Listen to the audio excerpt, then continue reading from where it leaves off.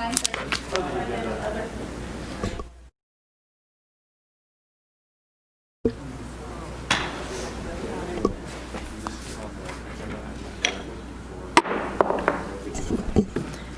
Good morning. I'd like to call this meeting to order.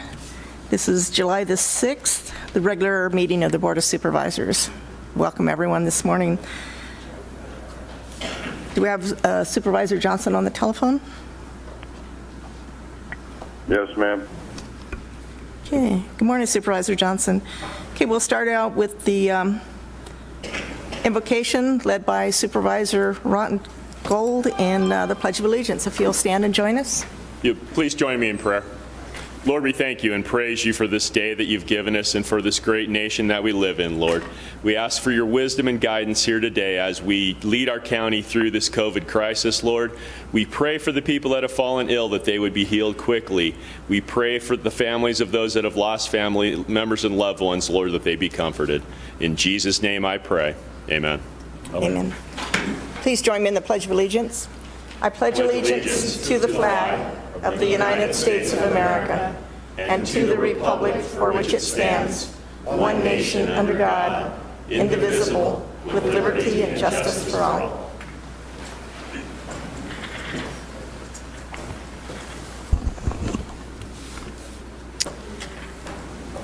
Okay, the Board of Supervisors may by motion recess into executive session discuss and consider items noticed on the agenda with a double asterisk pursuant to ARS 38-431.03A1, which authorizes discussions and considerations of employment, assignment, appointment, promotion, demotion, dismissal, and so on. I'll entertain a motion at this time to call for an executive session to be held on July 9th, 2020 at 12 p.m. for discussion and consultation. I apologize that that date is not correct. If you could use the date of August 3rd. Okay, thank you for that correction. So I'll entertain a motion to call for an executive session to be held on August 3rd, 2020 at 12 p.m. for discussion and consultation with legal counsel in accordance with ARS 38-431.03A3, 4, and 7 to discuss items noticed on the agenda with an asterisk. So moved. Second the motion. We have a motion and a second. All those in favor say aye. Aye. Aye. Are there any opposed? Motion passes. I'll entertain a motion to approve waiving the reading in full of items presented for discussion, adoption, or approval at this meeting. So moved. Second. Motion and second. All those in favor say aye. Aye. Any opposed? Motion passes. Going on now to the official business to come before the board this morning. Starting off, we have a discussion of pending or contemplated litigation claims and demands. Attorney Esplin, do you have anything? Nothing to report to the board, thank you. Okay, next will be committee and/or legislative reports. We'll begin with Supervisor Johnson. Thank you, Madam Chair. We had a Lower Colorado River Multi-Species Conservation Plan Steering Committee conference call. Bill Lamb from Quad State attended for us. I've submitted it to the clerk to give to the other board members. The primary purpose of the meeting was review of the annual budget, which was approved. While there's some minor adjustments and participation contributions, the commitment for carrying out of the plan mitigation continues. The discussion of the unused water the past year is fascinating. California and Arizona did not use some 201,000 acre-foot of water, and 2019 water year provided above average flow. That's all, Madam Chair. Everything else is in the report. Okay, thank you. Supervisor Gold, do you have anything? Thank you, Madam Chairman. I telephonically attended the Workforce Development Board meeting, and the two big issues that came out of that, the employers are having trouble getting drug tests for their employees, which kind of makes sense if you, I bet all the laboratories are tied up doing COVID testing, so they're having some trouble with that. And the other problem that they mentioned was getting workers to come back to work. And And the problem, I believe, is the $600 of federal unemployment that they're receiving, along with the $240 of state unemployment. A lot of folks are making more money on unemployment than they are working, so they're not going to come back until they absolutely have to. And I would just want to remind those folks that you're going to be in a bind. If your employer calls you back to work and you don't return, you may have to pay back that unemployment benefit that you're taking. So you might want to go back. When the boss calls, you might want to go back to work. Thank you, Madam Chairman. Thank you. Supervisor Angus. Thank you, Madam Chair. I was supposed to have a report on our legislative from CSA, which I have been attending, but I do not have it this morning. I apologize profusely. I will submit it to the board at the end of the week and then do an even more full one next time we meet. I apologize. Supervisor Watson. Thank you, Chairman Bishop. A little bit of water news this morning. Water is certainly going to be the future of Mojave County. Last week, it was 2 weeks ago on Thursday, I attended the Arizona Reconsultation Committee meeting, and this is for the allocations of the Colorado River water concerning all 7 of the Western Basin states. This committee meeting was the kickoff for the outline of duties and possible assignments in the future. At that meeting, I was the lead designate from Mojave County. Because my term will expire on December 31st, I elected to have Jamie Gertler represent as lead person for that. I'll have more reports at our next meeting. A little bit of a quick update. The Lake Powell pipeline from Lake Powell to St. George, the comment period for that proposed plan will close on September 8, 2020. So if anyone wants to make any comments about the Lake Powell pipeline to St. George, that's the Utah's allocation of approximately 7,000 acre feet. Thank you. Okay, that's the end of my report. All right, and then my report is, like Supervisor Gold mentioned, a lot of different things handled via telephone, teleconferencing. I attended the WACOG Council on Aging, the County Supervisors Association board meeting, the WRRC conference, and also the Grand Canyon West Tourism meeting. So we'll go on now to the county manager's report. Do you have anything this morning? Madam Chairman, I do not have a report this morning. Okay. Welcome, Sam. Thank you. Okay. At this point, I'll entertain a motion to approve the June 1st, 2020 regular Board of Supervisors meeting minutes and all special meeting minutes from April 8th through May 28th of 2020. So moved. Second. We have a motion and a second. All those in favor say aye. Aye. Any opposed? Okay, thank you. Motion passes. Going now to the call to the public. The in-person call to the public portion of the Mojave County Board of Supervisors meeting is open to the public. However, written comments can still be delivered to the clerk of the board via electronic format, and that's pursuant to ARS 38-431.01H. So the clerk of the board, do you have any call to the public that you've received? Madam Chair, I received one. It's from Joy Bancroft. There's also a picture that I handed out to all of you that goes with this statement. Okay, you have 3 minutes.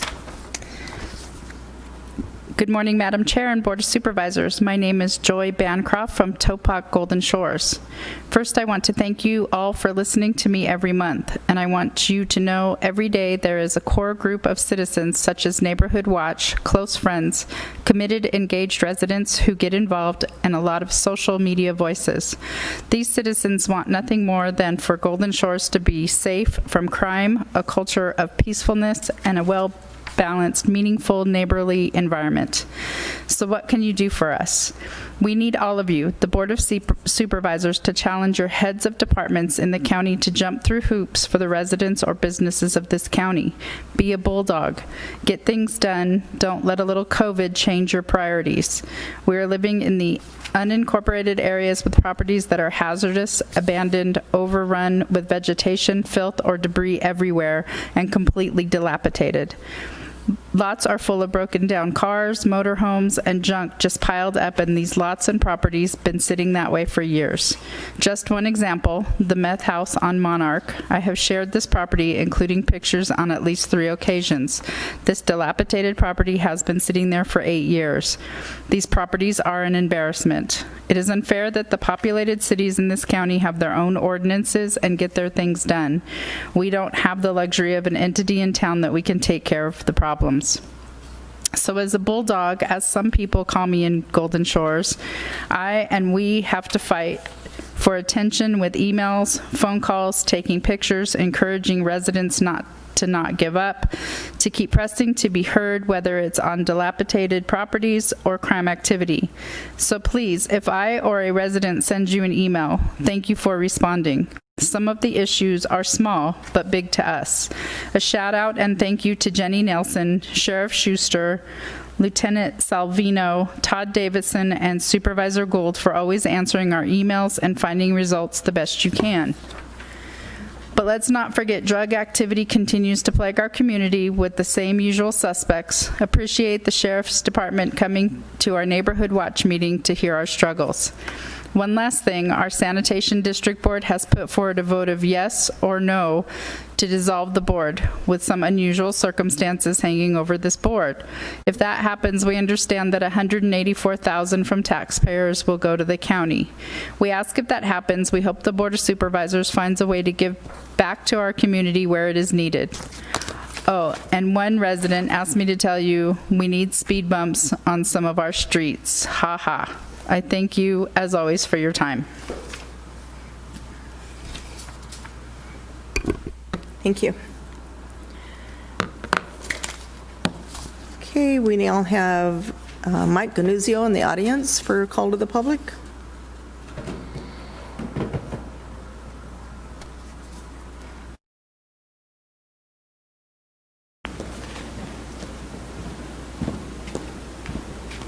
May I?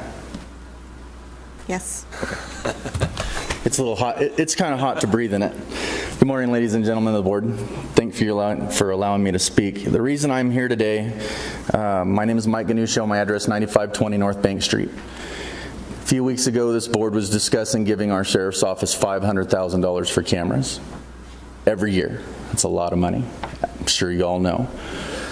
We'll leave off the $200,000 for employees and IT to put the cameras on, so we'll just give it a round number of $300,000 per year every year for 5 years, coming out to $1.5 million. It's a lot of money. I don't agree with not having other bids on this. Now, I'm only here today because of what I'm trying to accomplish. I've already got bids for. So I brought bids for the board. I discussed with a couple of board members the savings that we could do. Now the sheriff's cameras, we own the cameras, but we have to rent the storage, which is really expensive. And we don't have to go that way. The camera budget that I had already picked, not only the sheriff's budget covers approximately 80 deputies, mine covers those deputies plus 100 jail staff. And we own the equipment, the server, all of it. The reason is the savings. Now, before I give you the numbers, I'm just going to say we could replace this system every year for eternity and still be cheaper than the bid that the sheriff's office has put in. Our sheriff's office bid is $1.5 million for 5 years. The camera system that I got, and especially after talking to Hildy Angus, one of the important factors is redaction software to save the county money. The camera system I have has automatic redaction software. It's a very easy system. It connects with the county attorney's office. It connects with every district. It connects with every substation. All the deputies' patrol cars have downloads in them, so they don't have to go back to the sheriff's office. They come with spare batteries to cover a 24-hour period. It's a really, really nice system. And there's over 1,500 law enforcement agencies in the world, in 35 countries, that are using this system. It's very state-of-the-art. This is one of the founders of body cams for law enforcement and military. My body camera package, which I got discounted for the county, will come out to $294,157 for 5 years. The initial on it is $193,073, and the maintenance on it per year is $25,271. Mr. Ganuzio, your time is up. Okay. You could wrap it up really fast. Okay. Anyway, if I may, I'd like to give the board a copy of these before anything is set in stone so that you can discuss amongst yourselves the best way to spend county taxpayer money.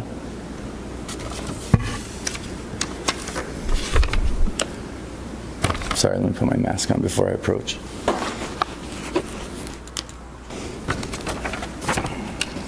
Yeah, approaching the turn.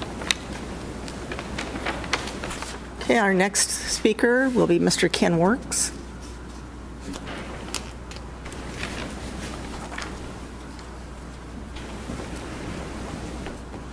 Ken Works.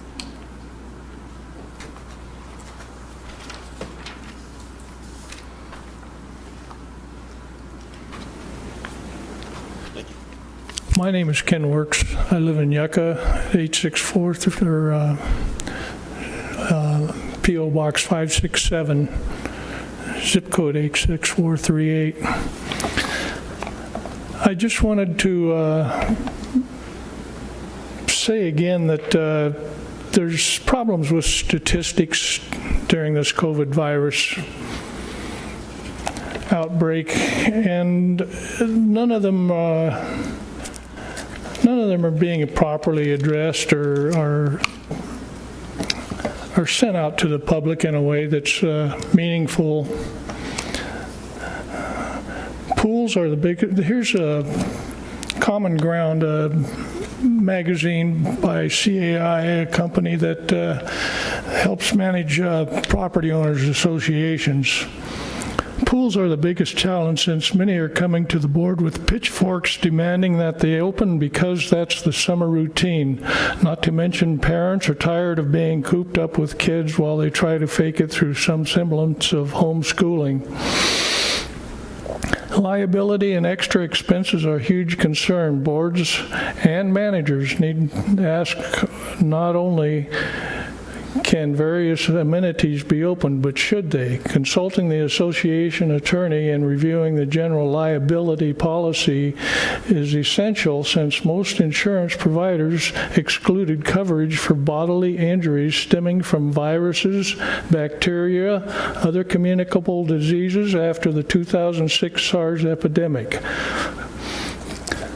The biggest thing is insurance. According to the American Bar Association Journal, as of May 4th, more than 800 suits have been filed by people who have had contracted COVID-19. About 230 were against prisons, but others targeted hospitals, long-term care facilities, airlines, cruise lines, and fitness chains.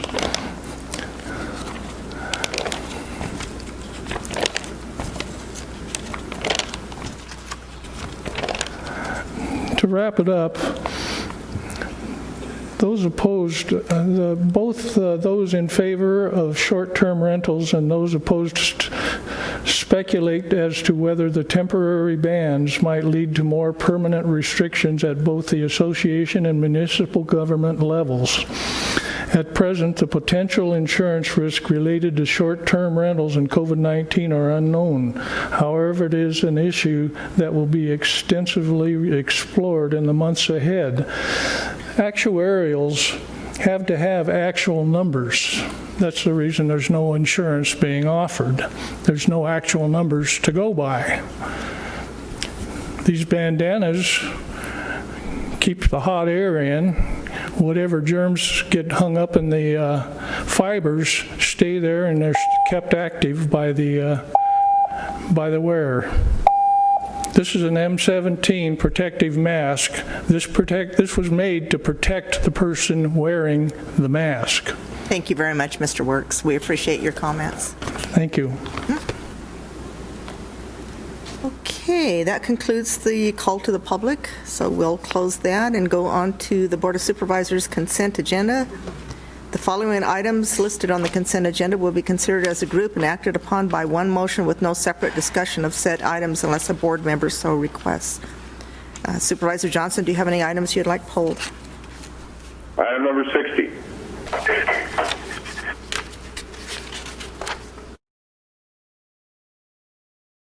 Okay, item number 60, Supervisor Gold. Thank you, Madam Chairman. Item 45, item 48, and I believe that's it. 45 and 48. Supervisor Angus. 33.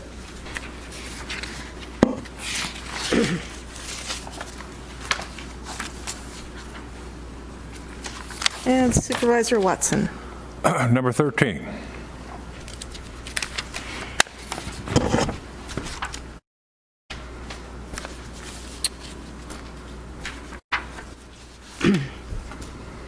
And I have a request to pull item number 11, but it looks like it's going to be approved unless the person that wants to speak in favor still wants to speak.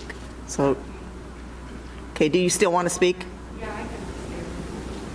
I'm sorry, I couldn't hear you. Yeah, I can stay. Could you? Wants to speak. Okay, then I'll pull item number 11. Madam Chairman, I also wanted to pull 16, please.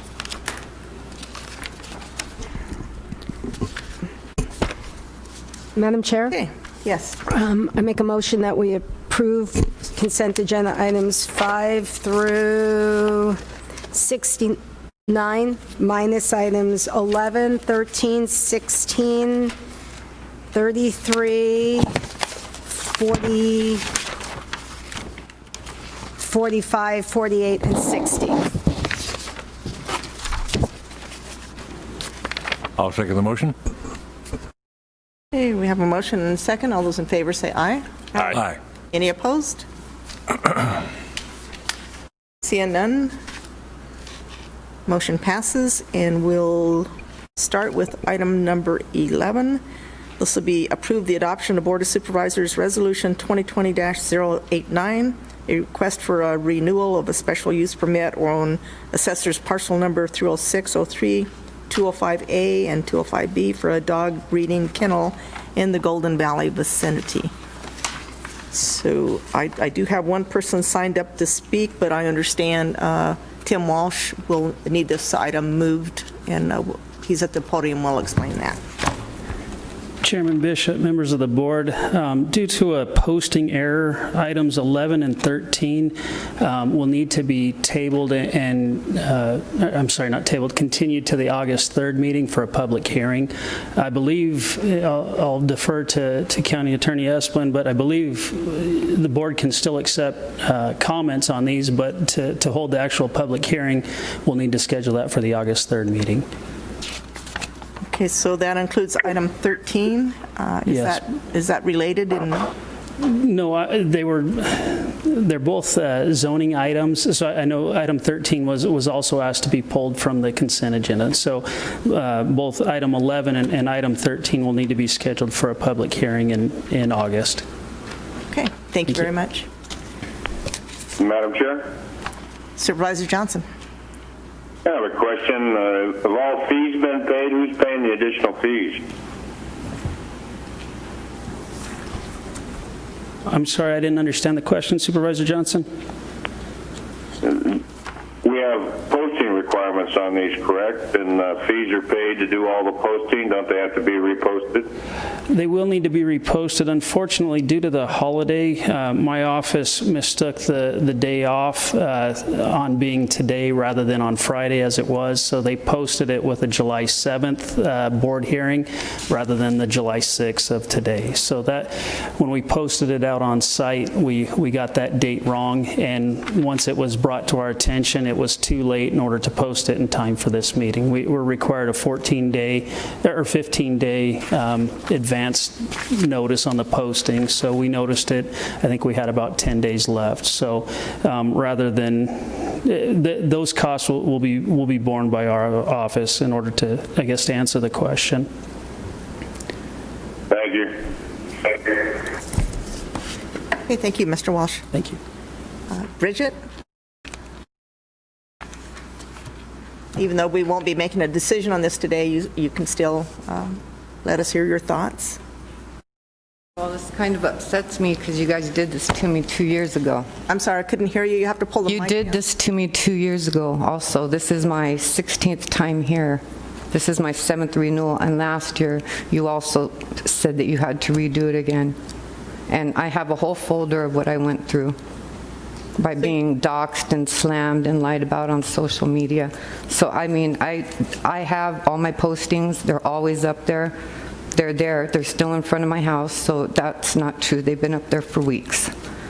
So, good morning. My name is Bridget Sharp. My family has lived in the valley since 1995. We started my kennel in 2000 after my son was diagnosed with autism. I looked into what needed to be done to accomplish that, and it would take another 4 years before we could afford to build it. 20 years of my life has been dedicated blood, sweat, tears, and finances, but praise the Lord, in 2004 I was finally approved, 16 years ago. This is now my 7th renewal. I get inspected every year and have passed every year. This is the second time the Planning and Zoning Commission unanimously recommended for no expiration date, and I would like it that I don't have to keep coming back here anymore. It's just not right. I've lived there 25 years and never had a problem. And the things are posted in front of my house, so I don't even know what that's about, and it's just not fair. The stress this puts me under. Okay. I understand your frustration, but as you heard, it wasn't posted properly, so because I pulled the item, it had to be postponed. It's posted, though. They're both posted on either side of the property, just like the ones before that for the first meeting. I believe it was not advertised in the newspaper correctly. But that's what you guys said last time, it wasn't advertised I have a correctly. question. Yeah. So this is a renewal, so you're operating. Can you operate while this renewal is going on? Yeah, I can, but it's just in 2018, and I have all the information of what was done to my family. We were slammed on social media by one person and one person here. I was doxxed, slandered, libel. I wish I could control social media. I'd rule the world. But, I mean, we had people try to break into our house. We had people, I couldn't even, I understand, have but barbecues. I think it's outrageous you go through this for a simple renewal as well. And it was our fault, and I apologize on behalf of the county for that. And so how quickly can this be resolved, since this is not the applicant's fault? I want it resolved today. Excuse me, ma'am, I'm Attorney trying to Esplin, find... Can you chime in on that? So it'll be the next hearing, the next available Board of Supervisor meeting, which will be August 3rd. That's the public hearing, Correct, and then the board can approve it at that time. that time? Yeah. So it'll be another month. Does anybody else have any questions of the speakers? Okay, seeing none, we'll see you next month.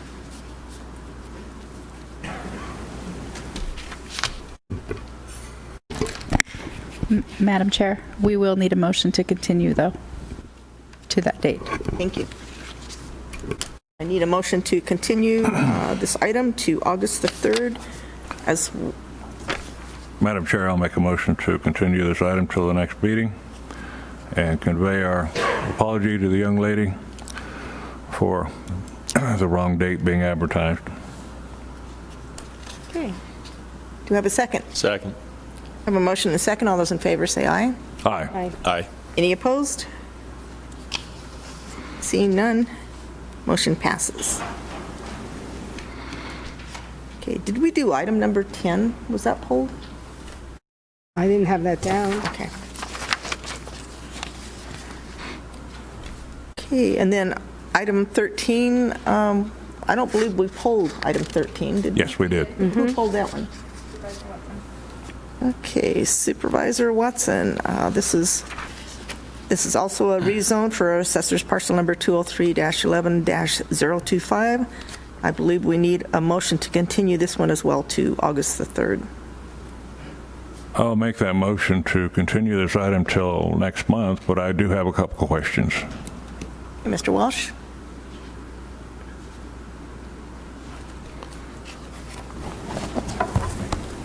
Good morning, Mr. Wallace.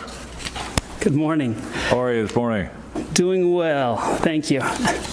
The item number 13, the owner of the property is Southwest Energy and Power Supply Company, is what's listed in our information. And I'm wondering what this rezone is particularly for. Do you have that information? Do we have any type of plan from Yes. applicant?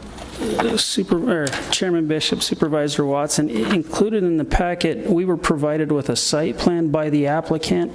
I'll place it here. Basically, it's a land development project that they're looking to do along Highway 93 there in Wickiup.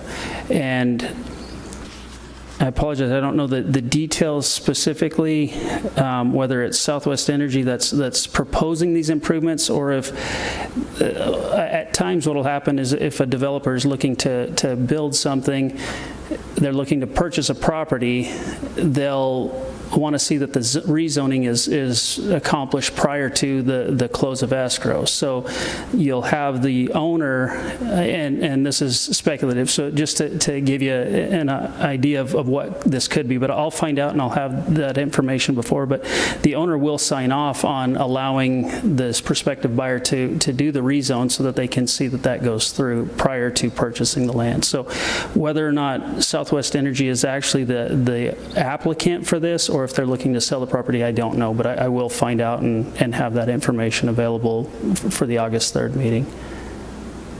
Thank you very much, Mr. Walsh. There was some, I reviewed some of the information on that, and it was a little bit of taken back on some of the plans that they had and the owner, so I'd like to have just a little bit more clarification on that due Absolutely. to the location in Wickiup and its proximity to Highway 11.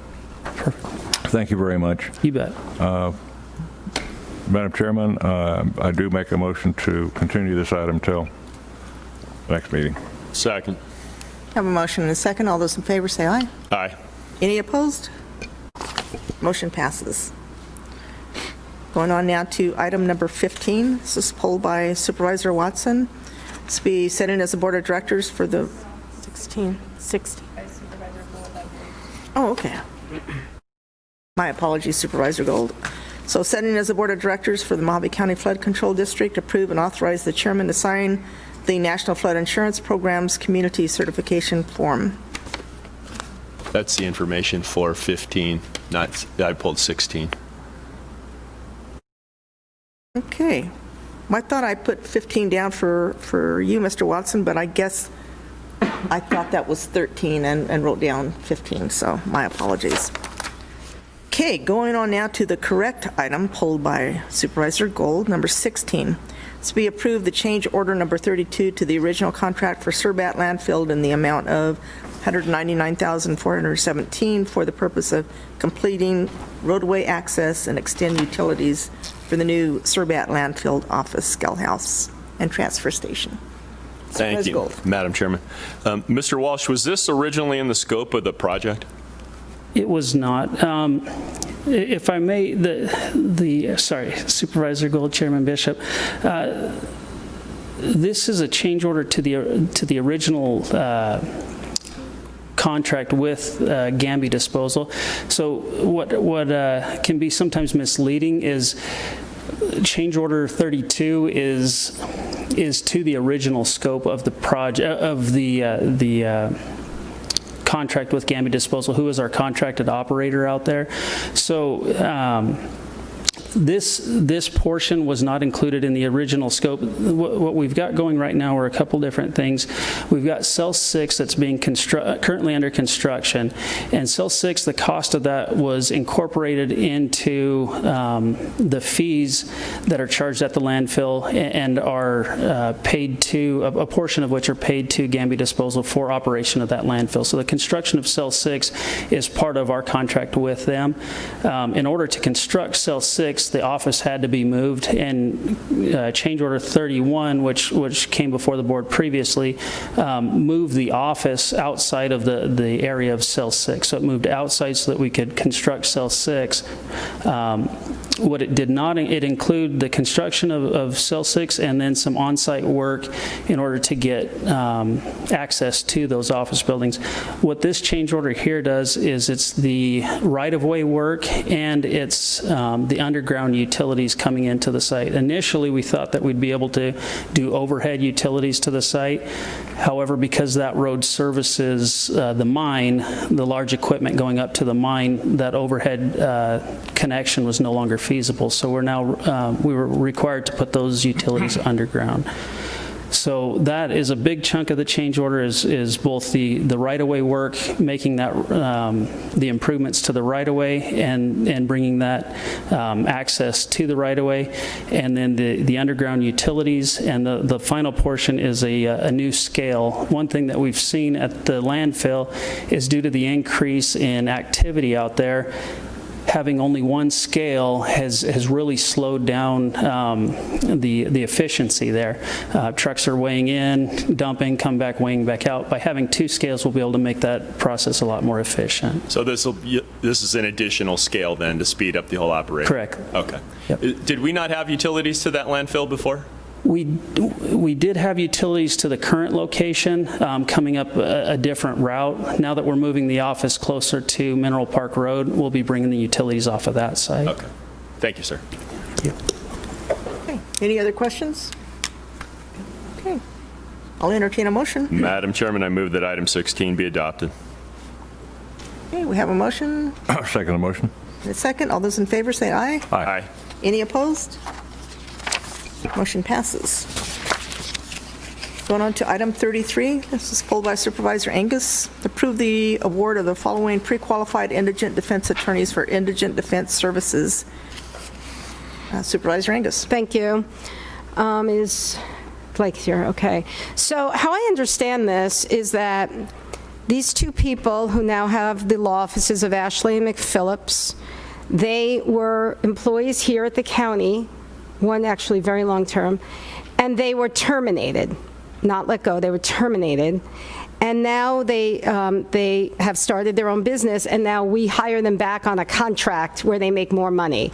Is this a typical kind of thing that happens in the county? Is there a policy about that at all? Because I can't think of any other department where somebody is let go and then they can come back on contract and make more money. I mean, I could be wrong. I don't know the policy of every department, but it just sounds, again, coming from like the private sector, it doesn't sound like something that is typically done. So I wanted an explanation. Good morning, Supervisors. Chairman Bishop, Supervisor Angus, this is not typical. We've never had this scenario occur before. These applicants are two former employees. However, both applicants meet all of the minimum qualifications, and there's no evidence to suggest that they would not fulfill all of the contractor's responsibilities. Additionally, they are eligible for rehire within other departments in the county. With these requirements being met, there's nothing in this contract that would provide me with the authority to not place it before you for consideration today. If the board wishes for IDS to revise our contract and include language that would grant that authority, we're happy to do so. However, that being said, I do want to note that even if this solicitation is awarded today, it grants no guarantees of any case assignments whatsoever to these vendors. That authority would still lie with my office. Thank you. I think that answers my question. And just for the record, I have no problem with it coming before the board. I think, okay. You know, and that I'm glad it did. You know, so I can ask these questions. Right. So thank you. Does anyone have any other questions for Mr. Schroeder? Okay. Thank you. Thank you. We do have one person signed up to speak, and it is Mr. Greg McPhillips. So if you give us your name and city, you've got 3 minutes. Hi, I'm Greg McPhillips from Kingman. I've lived in Kingman for the 23 years that I worked at the county attorney's office. Well, it's recently terminated from the county attorney's office. I was an at-will employee, so was Jamie Ashley. We were both terminated. We were not told why. We were not allowed to defend ourselves. That's fine. I don't have a problem with that. But we weren't terminated for bad conduct. We weren't terminated for being bad attorneys. I've done it for 2 decades. I've handled almost every kind of case in this county. I know the judges, I know the prosecutors, I know the defense attorneys, I know the police officers, and so does Jamie. And for those reasons, if you allow us to represent people who are charged in Mojave County, we would do a very good job at it. And I think both Jamie and I looked at prosecution as service-oriented. We looked at it as there were victims who needed help through the system. We can't guarantee them a win, but we can hold their hand while they go through the system and help them through the system. Likewise, as defense counsel, we can do the same. I can never guarantee a defendant a win, but I can give them honest representation, I can give them due process, and I can hold their hand while they go through the system. It's a service-oriented business. So this is something we both know how to do. We did exit the county attorney's office, and we didn't choose to do that, but that's fine because we both want to stay in Kingman. We both want to stay in Mojave County because I don't want to speak for Jamie, but I love this area. My kids grew up here. I got a daughter coming back today, probably go back off to college.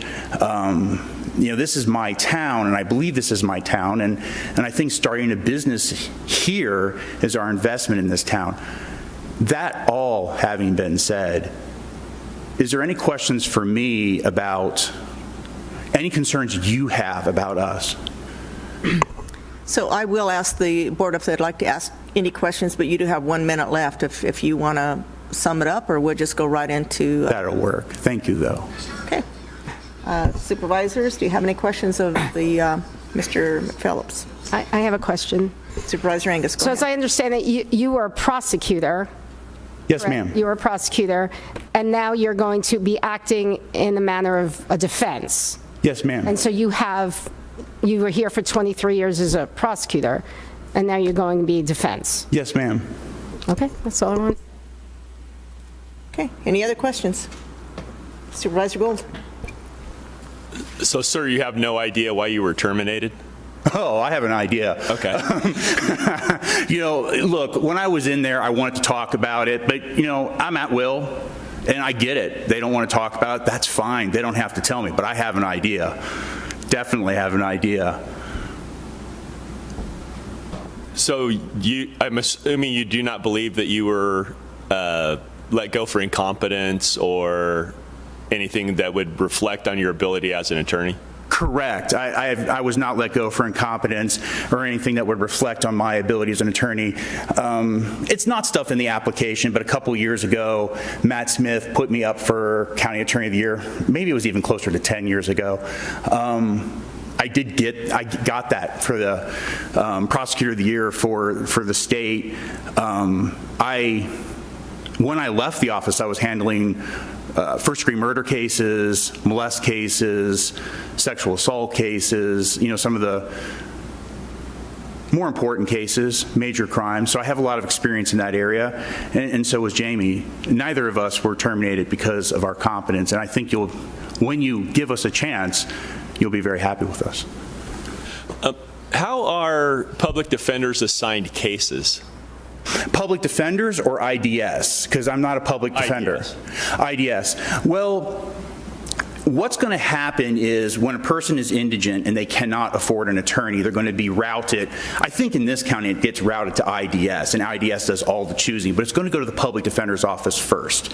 Then it's going to go to the legal defender's office, and then if there's conflicts in those other offices, then they need to find somebody to handle it. So back in the old days, I used to prosecute a lot of meth labs, and we have like 4 or 5 people in that case, right, that I'm prosecuting. If the public defender's office represents one person, the legal defender's office represents another person, then they need another person, right? And for example, many times I had who's now Judge Sipe, handling those cases. And those are the cases that I'd be looking at. There might also be cases where the public defender's office has a conflict and they can't handle that defendant at all, and the legal defendant has a conflict. So that's how those cases come to us. Kind of like what Blake is saying, it's not that this is hey, you're getting X amount of cases a year. It's when these cases come up, they become available, I'm a vendor who can take them. And again, we're local. A lot of our judges are being faced with IDS people who are from out of state, or not out of state, out of town, whether it be Flagstaff, whether it be Phoenix, and certainly I think our judges would like to have local attorneys involved in these cases. So I think it would be good for everybody. Okay, Mr. McPhillips, if I could I have Mr. Schroeder absolutely come to the podium and explain our process and also the availability of Sure. local talents that we can. Mr. McPhillips' summation is correct. When a defendant is assigned court-appointed counsel, the court forwards the paperwork in the case to my office. We perform a conflict check to determine if it can remain in-house with the public defender, the legal defender, and if not, then it comes to my office and we determine which contract attorney will accept the case. Okay, and the availability of attorneys in this area, do we have to go outside frequently? I would say roughly a third of our contract attorneys are from out of county. Historically, we have had difficulty getting contract attorneys to accept the contract, so local attorneys are preferred. They have been since I've been the director of IDS. Okay, thank you very much. Okay, are there any other questions? If not, I'll entertain a motion. Madam Chairman. Supervisor Watson. I see our county attorney, Matt Smith, in the audience. I was wondering if he may have anything to add.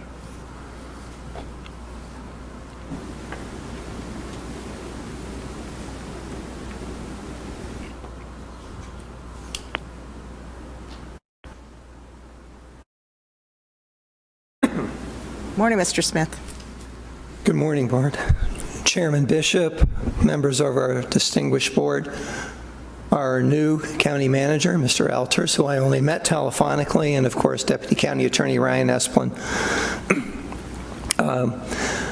The only comment that was made that I took notice of was that I think Mr. McPhillips doesn't just have an idea, he knows exactly why he was terminated.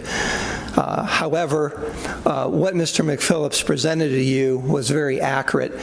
He has been in our office for 23 years. Jamie Ashley was in our office for more than 4 years. Neither of them were fired for any illegal, unethical, or immoral conduct. Neither of them were fired because they were professionally incompetent. They're both very good attorneys. Frankly, looking over the list of indigent contracts in this county, I would say that they're in the top 10%, if not the top 5%, as far as their capabilities go. So the reasons they got terminated, I don't think it's for me to speak in public about. I don't think it's fair to them, but it's not for any unprofessional legal conduct, any problems with the state bar, any issues with their competence or how they handle their cases.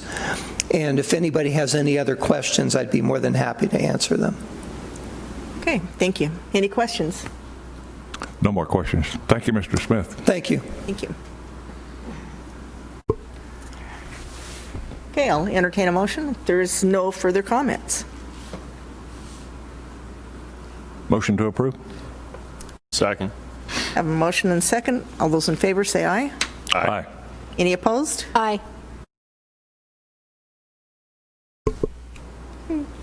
Did you get the vote, Madam Clerk? Okay, motion passes. Going on to item number 45. This is pulled by Supervisor Gold. This is acknowledge a request for a countywide license agreement for fiber optic cable system facilities owned and operated by WECOM, where initial facility installations will be in the Griffith Industrial Park area, and direct Public Works to set a public hearing on August 3rd at 2 p.m. at 3715 Sunshine Drive here in Kingman. Supervisor Gold. Thank you, Madam Chairman. Mr. Latosky, can you tell me what we're doing here?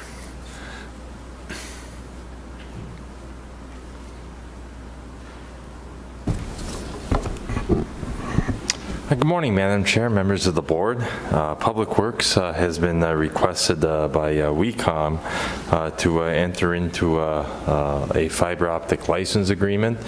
This is a means by which WECOM is representing the installation of certain fiber optic infrastructure within the county right-of-way, and for the purposes to provide either some level of private use or possible non-utility based use. So this would differ from your normal public utility, such as a cable provider, et cetera, entities that sell internet service to the general public. This is more for a private means of providing.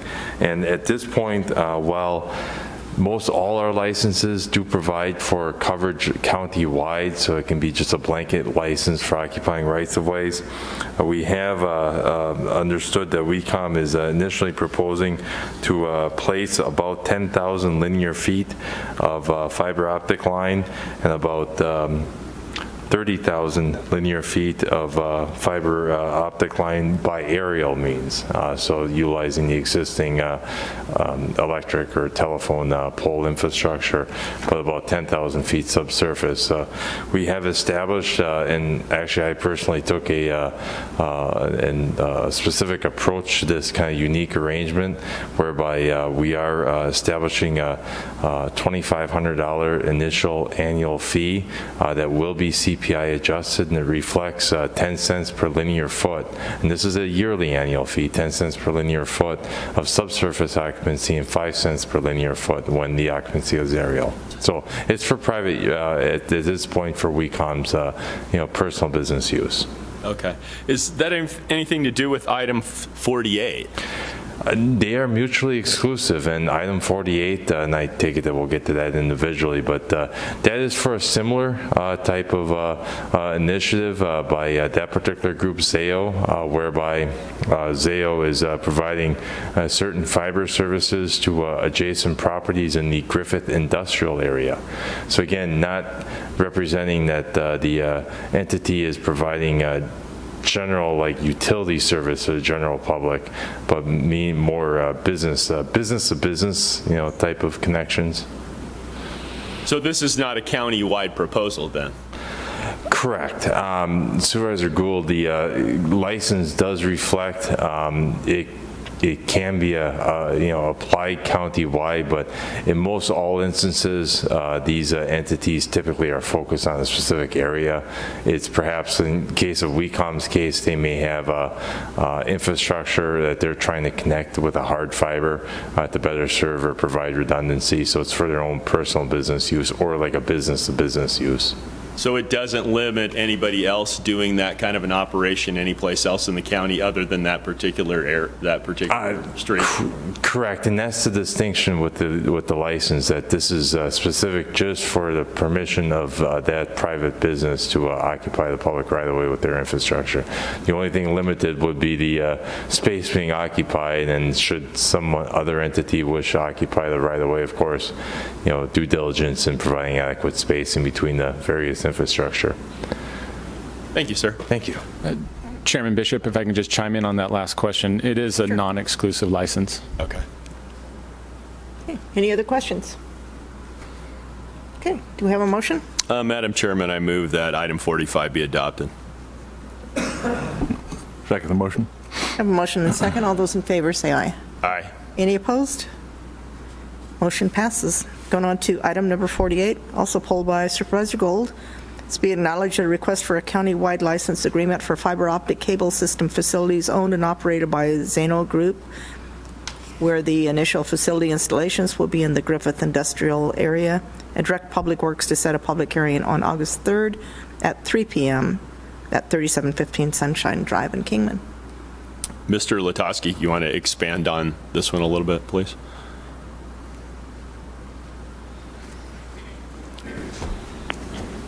Madam Chair, Supervisor Gould, the Zao Group has approached Mojave County through Public Works. Public Works does administer all of the franchise and license agreements countywide for occupancy in the public rights-of-ways, with the interest in providing fiber optic connectivity to certain parcels in the Griffith industrial area. These parcels and the exhibits that have been presented to us seemingly show certain occupancy, particularly along, I believe, the Apache Road type corridor.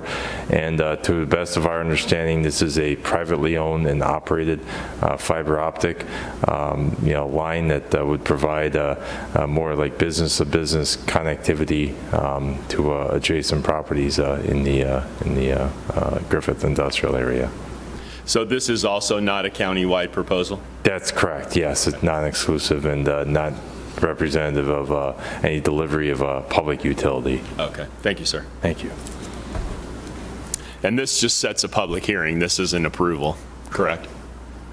Thank you. Okay. I move that item 48 be adopted.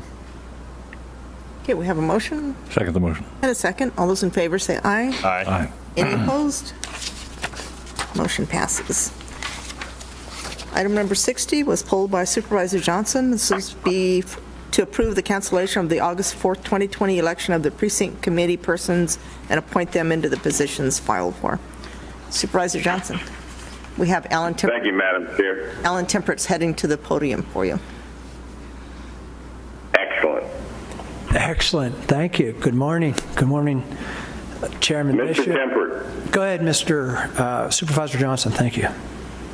the question I have, I've never seen where we appointed people who were write-in candidates before. At least the precinct committeemen who were on that we've in the past appointed had gone out and got signatures. Can you explain to me why we're doing people who are write-ins now? I absolutely can. Now, Statute 16-410 is the cancellation statute, so to speak, and it covers precinct committeemen, which is 16-822, and it also covers special districts, which are Title 48, and it covers school districts, which are Title 15. Now, in the past, there were a couple write-ins here and there. Okay?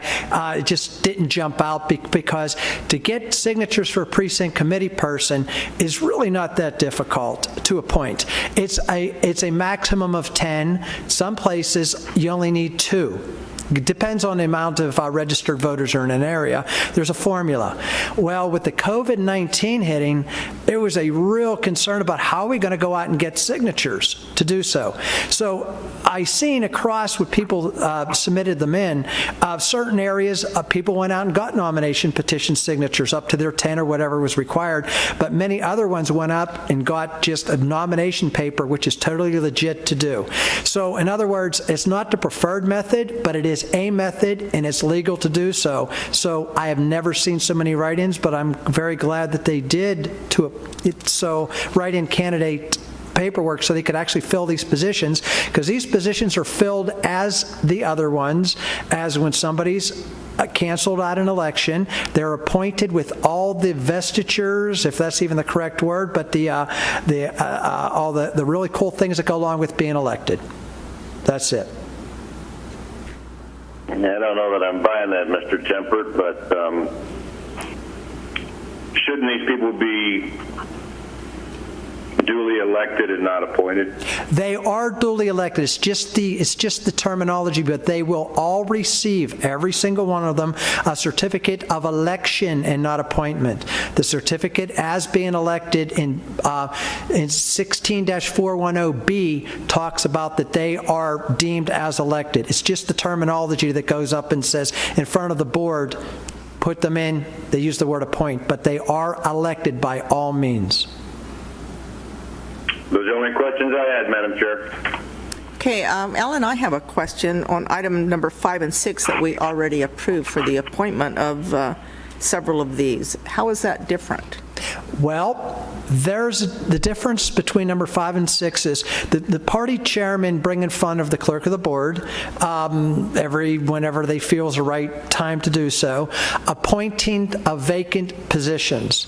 Now, vacant positions, the real difference is they are precinct committee people, but they do not have voting rights. The biggest thing is voting rights. If you are elected or if you are appointed and then deemed elected, as the case with this list of people, whether they filed nomination petitions or if they did the write-in portion of it, they don't have voting rights for the party. That's the difference. So these that we just approved to appoint have no voting rights? That is correct. But had they done the paperwork differently and been a write-in candidate, then they would be elected? That is correct. Well, won't they be disappointed? Okay. Let me clarify that as the former chairman of the County Republican Party. The Republican precinct committeemen, if they are appointed to fill a vacancy by the chairman and approved by the Board of Supervisors, do have voting rights in the Republican Party. They are not allowed to, in the initial organizational vote, to vote for leadership, though. But following that vote, they have all the rights that an elected PC does. But it's different. There's two different things. What Alan was telling you also is you have vacancy filling, and this is where the board is going to deem these people elected. So it's a little bit, it's two different things. You just taught me something, Supervisor Gold, on that other part. I just assumed they didn't have voting rights because that's what I'd always just heard for any activity that goes on, but it's just for the organization of the party. Right, just Gotcha. for the organizational vote. So that then they do that, so I believe so that you can't stack the ballot in favor of one person or another, but with appointments. Got it. Thank you. Okay, any other questions? And just to chime in, one last thing, you're also canceling that election as well, is what you're doing too. So. Thank you, yes. One more thing. Supervisor Gold. They also don't get their name on the ballot if we do this, which is why I opposed it in the legislature, because part of the fun of being a precinct committeeman is getting to see your very own name on the ballot. Thank you. Thank you all. Do we have a motion? I'll move that items. Back on. I move that item 6D be adopted. Second. Motion and second. All those in favor say aye. Aye. Aye. Any opposed? Congratulations to everyone on the list.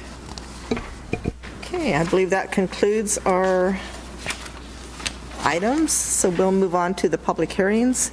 Item number 70, we'll open the public hearing for a discussion of possible action, reapprove a decrease of the juvenile detention per diem fee from $377 to $363 per day per detainee as recommended by the Mojave County Financial Services, retroactive to July 1st, 2020. Now, this is new, where we're reducing fees, so. Okay, I have no one signed up to speak on this, so I'll close the public hearing. Does anyone have any comments or? Madam Chairman. Yes. I'm just curious if somebody could answer the question of what caused the increase from, in 2017, it was 256, and now it's going to be 363.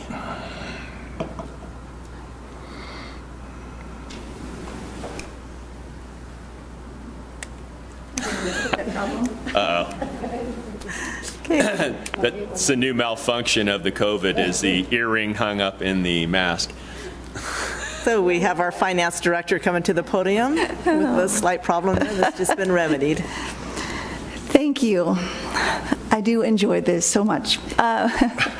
Chairman Bishop and Supervisor. Supervisor Gould, In response to your question, over the period of years, there are increases or decreases in either the days that the juveniles remain in detention, the number of days or the number of detainees that they have per day also goes into that, as well as the actual cost. So if the total cost increases in 2017 compared to today, there was a significant increase, or when the increase went up, was a combination of that the cost, the county cost increased, and the number of detainees or the number of days decreased. So I didn't bring the specific information that initially created it, but for the current year, for the decrease, it is because there was an increase in the number of days, and there was an increase in the average of detainees. So we increased to 12 detainees this year, and the average days went up from about 3,800 to 4,200, or about that. So you amortize the cost of booking, and all those costs get amortized over a longer... Over a 3-year period, yeah, we do an average. Okay. So part of that change from 17 to the present was increase of hard costs, and then we apparently had more people in that program at that time.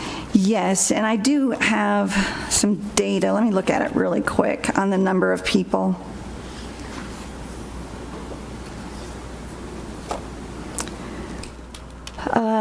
So the average days of care in 2017 that we used to calculate was 3,789. And the total average days of care for 2019 was 4,554. However, the average population was only 10 juvenile detention persons, as compared to 2019 was 12 people. Thank you, ma'am. So apparently this incarceration is about 3 times as expensive as incarcerating an adult then? It is an incredible cost. So it's $1.3 million a year, and you may have 10 people there per day. At the level of supervision, there's probably more corrections officers per detainee, and the number that they can have in one area is probably reduced. Yes, like that. And as well, we're required to provide education and some things like that. Good point. Thank you, ma'am. Okay, you're welcome.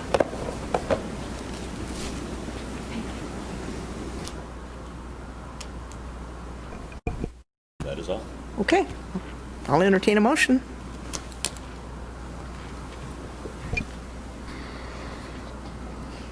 I move that item 70 be adopted. Second. I have a motion and a second. All those in favor say aye. Aye. Any opposed? Motion passes. Next item, number 71. This will be a discussion of possible action to approve the submittal of the attached application to the BLM for installation of 3 infiltration basins and associated facilities on federal lands in the upper watershed of the Water Snake Wash southeast of Kingman, and designate the Development Services Director or his designee as the authorized agent for the purpose of the application process. This is with the understanding that any further actions in the land acquisition process that require financial commitment from the county will be brought back to the Board of Supervisors for consideration. So, Mr. Walsh, does anyone have any questions of the director? Madam Chair. Supervisor Gold. Thank you, Madam Chairman. Mr. Walsh, how fast will this water infiltrate after a storm event? I was curious if we were going to have any long-term standing water on top of on the surface. Chairman Bishop, Supervisor Gould, members of the board, if I may, I believe Nick Hunt is in attendance here. Nick's been heading this project up. If I may, I'd like to invite him to the podium to answer any questions on this specific one.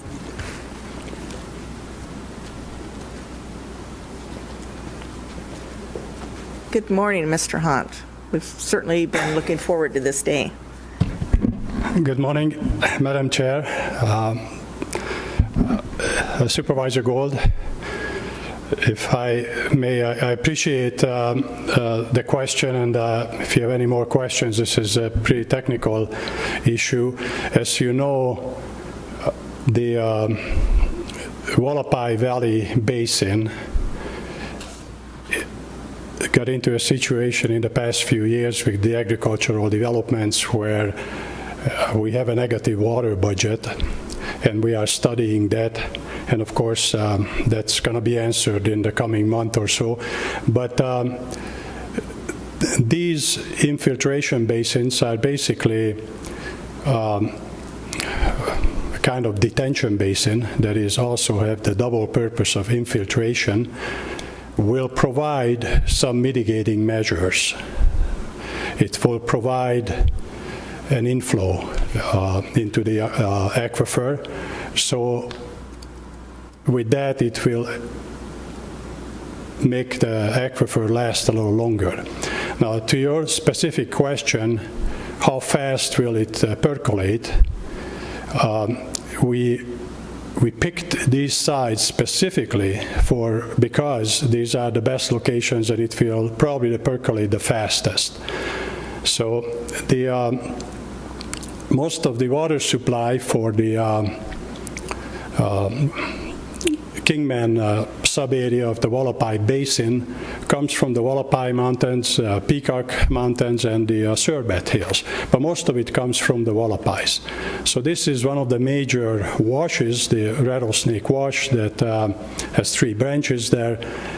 And as you move up from the valley, from the bottom of the basin, towards the mountain, the soil types become more granular. That's a technical term, and become more permeable. So, and sorry for these technical terms, it will have a higher hydraulic conductivity, so the water will go down faster.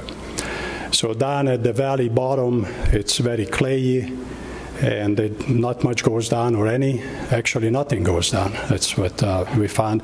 But as you move up towards the foothills to this location, it's mostly granular soil. So simple terms, it's sand and gravel. It's mostly gravel, and then have some bedrock, fractured bedrock.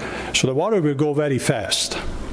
So we haven't done any geotechnical testing, but that's what I've done in private business for over 20 years. My estimation, it will go just as fast as it can. We won't be able to fill it up. So if I may expand a little bit on the benefits of that, these basins will give double benefit. First will be that it will provide infiltration and extra water for the city of Kingman because it goes back to the aquifer. But the second benefit, it acts as a detention basin that we put in developments. That's a standard practice, and the Mojave County Flood Control has regulations for that. Developers have to do that to control stormwater. So this will control stormwater too. It will cut down on the flow. In fact, if we can get these the right way, it will cut down the 100-year storm event, so probably very little will come out of it. And then it will benefit the downstream properties below that, such as there is a middle school and then other large areas within the county and the city. So that's the double benefit. But this location, and this is the very first project that we are proposing as such, because for these infiltration basins, we're looking for, in the areas where the water comes from, like I mentioned, the Wallapai, Sorbet, and Peacock, and we're looking at all 3 areas, but this is the first one. That's where most of the water comes from. And this is the optimal location where it will go down fast, it will percolate fast, infiltrate fast. And with this application, I talked with BLM quite a bit and actually made a pre-submittal, talk with them what they need, and so everything is in there, I think, what they need. But hopefully we can get the land at a nominal cost or free.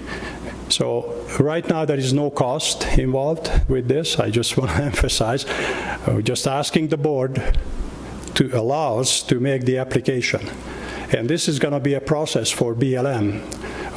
There's typically when we apply for land to BLM, such as for landfill sites or a flood control district has for the alert weather system sites, then the county steps up and makes the environmental studies. They need a biological and archaeological study, BLM does. However, if we don't do it, they will do it themselves. But it's a slower process.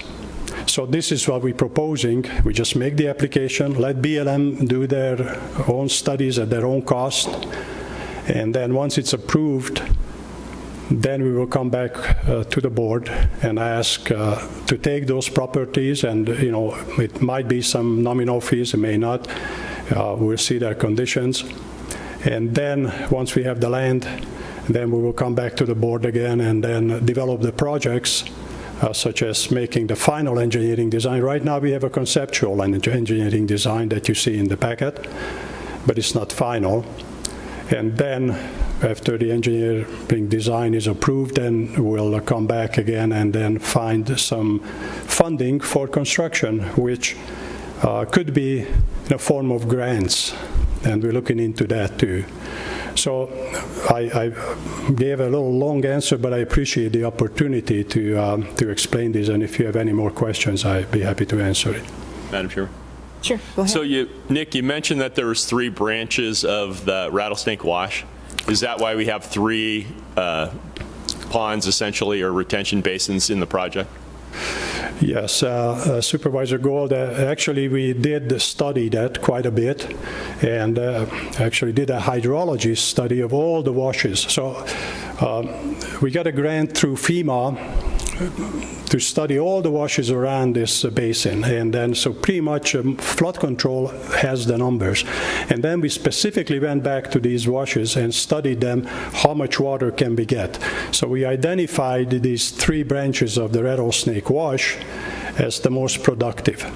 So that was the selection process. And then second, we identified the location where we have a low, narrow valley where it's easiest to build, basically just build a dam and then withhold the water and then put a spillway on it if it overflows, just for safety reasons. Sure. So that was the selection process, but we do have the flows actually for different storm events and occurrences, and that's how we can estimate the amount of water that we can recharge with pretty good confidence.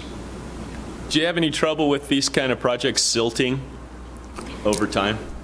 Yes, sir. Yeah, they definitely do, because the sediment, by erosion, it carries, the washes carry the sediment, and it will silt up. But that's a pretty easy problem for engineers to solve. First of all, this is a good location. It won't be too much fine sediments, won't be too much clay and silt. It's mostly sand that's easy to clean. So the silts and clays will clog up the system. But what we can do, simple thing, is just clean it once in a while. So these will be pretty good locations where we don't need too much. But the other thing is we can put in, we can call it a dry well, or just put in a big culvert, and then that will stick out of the ground, and then put some holes on it. So the sediment settles around it, and the water, clean water, flows into the culvert, and it's filled up with gravel, and then it's clean, it goes down. And if you ever have to clean that, it's easy to clean. Okay. So there's many ways to do it, many engineering methods to do that. But this is such a good location, it will be probably pretty minimal sedimentation or cleaning required. Thank you. Sounds great. Thank you, sir. Thank you, Madam Chairman. Thank you. Supervisor Watson. Thank you, Chairman Bishop. Good morning, Mr. Hunt. Good morning. Project we've been working on for about 4 years now, and very excited to see it come to fruition. And at that point, I'd like to make a motion for approval. Second. Okay. We have a motion and a second, and I also would like to thank you for all your hard work on this. It not only provides recharge for the Wallapai Basin, but it's going to control some of the storm water damage down in the lower areas, like you said, the high school and the roads down there in the North Kingman area. Supervisor Bishop, thank you all for your support. I think it's very important, and this project is the first of a kind, so it could be used as a template for others that hopefully we can come back and obtain other BLM properties in the Surbets or other areas, so we can come back and do more of this. There's no cost to it right now, so it's very. Thank you very much for your support. Thank you. And I've got just one more question. We identified the 3 basins that we're going for this time, but you also had basins 4 and 5 identified, or not basins, but locations for retention areas. Right. Is that going to go forward in the future once these are complete? Yeah, thank you, Chairman Bishop. We also working, if I may add, to make it more effective, we're working with private developers. And I am doing it at no cost. I'm just giving some advice on that, and we're giving the resources of the Mojave County Flood Control District to them. But as you go down further on Rattlesnake Wash, the property is owned by private developers. And of course, as you know, the city of Kingman is considering the Rattlesnake Wash, which is called the Rancho Santa Fe freeway interchange, which needs quite a bit of flood control work to control the stormwater. So instead of putting in concrete channels, we recommend that to the private developers downstream to maybe they can put in infiltration basins on their own, at their own cost. And they are very receptive to that. And in my estimation, what I told them, I'm not doing the engineering for them. Again, I'm just, but I'm working, giving advice to their engineer just based on my past experience in a private life, that it actually will be very cost effective. It probably will save them money by doing basins instead of concrete channels. And the double benefit, that's the beauty of it, is just like our basins, the double benefit will be that it will help with the stormwater control downstream, with street maintenance and other erosion type of problems. So for this developer specifically, he is considering taking out of his property out of the floodplain. So he doesn't have to raise the grade for the buildings that he builds, but can leave it the way it is, so it saves quite a bit of money by putting in the basins because the properties will not be flooded. They are starting the process. They just had a meeting with the flood control district a week ago. I was just in a telephone call, but they're starting that process, the design process. So thank you for asking the question. We encourage private developers to do that. We don't do the work for them, but they have access to the Mojave County Flood Control database. We already have really good data on the washes, how much water we can get on those, and then we hook them up with the flood control district engineers, and they can tell them the regulations, how to build it exactly, and give them ideas. Great. Sounds like a win-win for the city, the county, and the property owner. So thank you and thank you for your support. I really appreciate it. Okay. Thank you, Nick. So we do have a motion and a second on the floor. There's no further questions. I'll call for the vote. All those in favor say aye. Aye. Any opposed? All right, motion passes. Going on to item number 72. This will be a discussion of possible action to approve and accept the invitation from the BLM Management Great Basin NEPA support team to become a cooperating agency and did the development of a NEPA environmental assessment for the installation of exclusionary fences to reduce Mojave Desert tortoise road mortality and other negative road effects. And further, to authorize Steve Lukowski and Tim Walsh to negotiate a final draft of the MOU with the BLM and bring final documents back to the board for approval. Okay, Mr. Walsh. Morning, Chairman Bishop, members of the board. BLM reached out to the county and asked if we would like to be a cooperating agency on this NEPA for the tortoise protection. This is a general or a common practice. They'll reach out, and it gives us an opportunity to have a seat at the table. Seeing that the project will involve both flood control structures and roadway structures, we're proposing that both Steve and I participate in finalizing this MOU, which will then be brought back to the board for approval before sent off to BLM for their signature as well. Okay, sounds like it might help us with some of our problems too, as far as roads and flooding, and so, okay. Any questions? Okay, I'll entertain a motion. I'll make a motion to approve, but I do have a comment.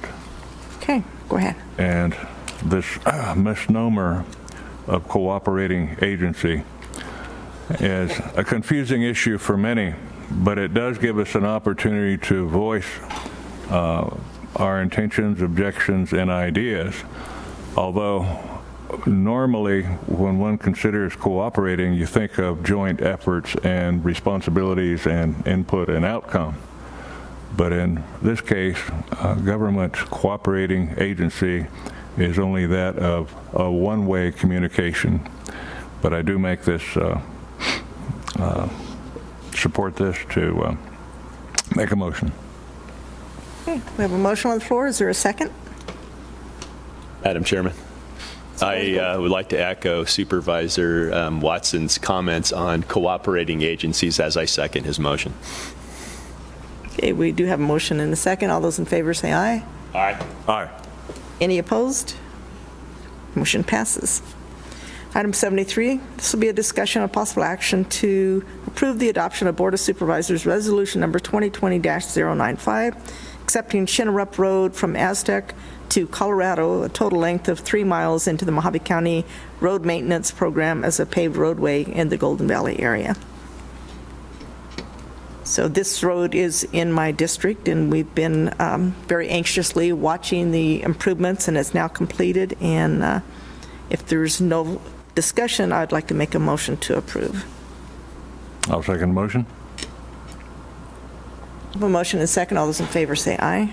Aye. Any opposed? Okay, motion passes. Thank you.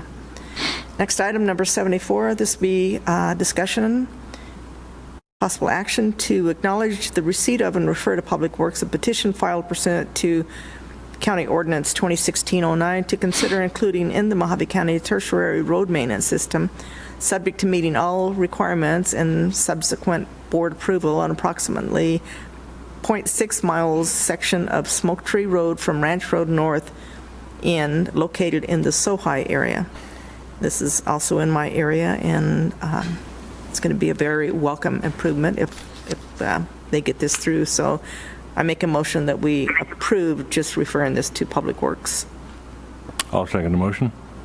Okay, we have a motion and a second. All those in favor say aye. Aye. Any opposed? Aye. Aye. Okay, motion passes 3-2. Thank you. Next item, number 75, sitting as the Board of Directors of the Malibu Road Improvement District. This will be a discussion of possible action to direct staff to extend the 90-day cash demand period for an additional 32 days, or July 31st, 2020, whereby district property owners to be assessed can pay their principal balance in full to the county in the amount of $86.71 per parcel for engineering and other incidental expenses incurred during the design of the Malibu Road Improvement District project. Okay. Have a motion to... Oh, if I could just interject real quick. I didn't understand, Mr. Lutowski. Is this an or in here? Does the board need to pick either 32 days or July 31st? I didn't understand how that was written. Is it 32 days from today, or do they need to pick July 31st as the deadline?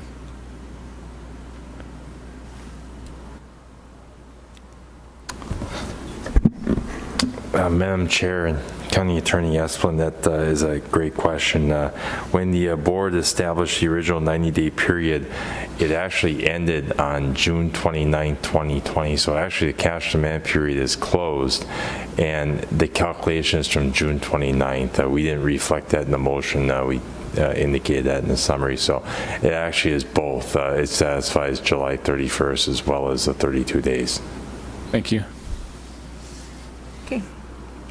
Thank you. So we have a motion on the floor by Supervisor Angus. Do we have a second? Second.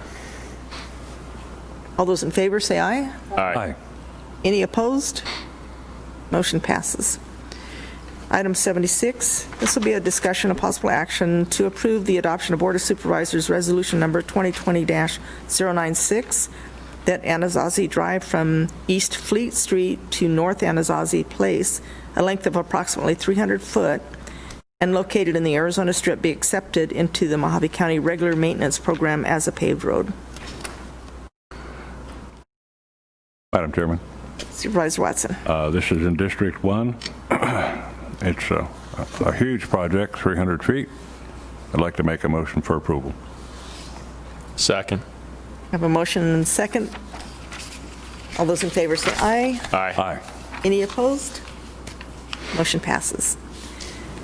Next item, number 77, this will be a discussion and possible action to approve as part of a construction services delivery and the installation of a bronze tablet at the main entrance doors of the new Mojave County Kingman Library Expansion Building that states building year of construction, completion, seated supervisors at the time of building construction, authorizations and completion, county manager, library director, and building architect and contractor. So I'll open this up for discussion or a motion.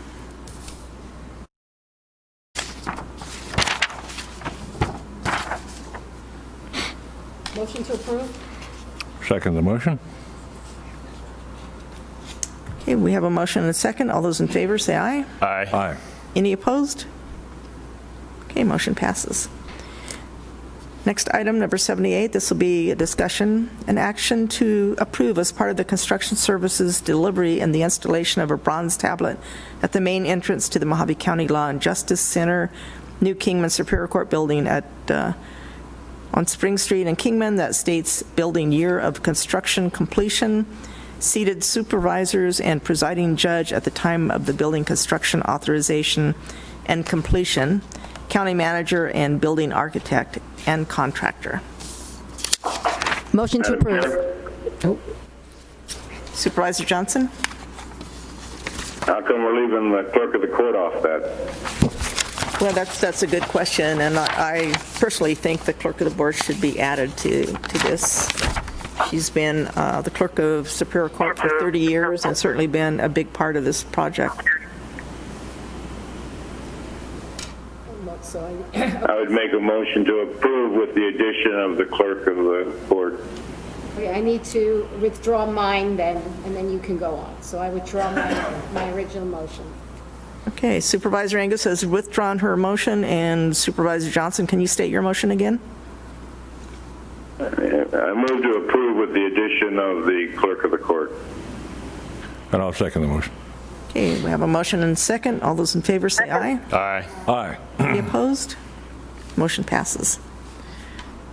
Okay, next item, this will be discussion and action to approve the Mojave County Court's continued use of the former Arizona DES building at 301 Pine Street in Kingman that's been transferred to Mojave County ownership until completion of the Law and Justice Center, estimated by December 31st, 2020, for the purpose of complying with section of the Mojave County Superior Court Administrative Code number 2020-23 that establishes court administration is directed to secure an off-site facility for further jury assembly to meet the social distancing requirement.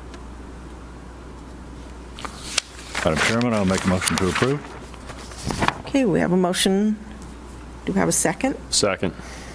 Motion and a second. All those in favor say aye. Aye. Any opposed? Motion passes.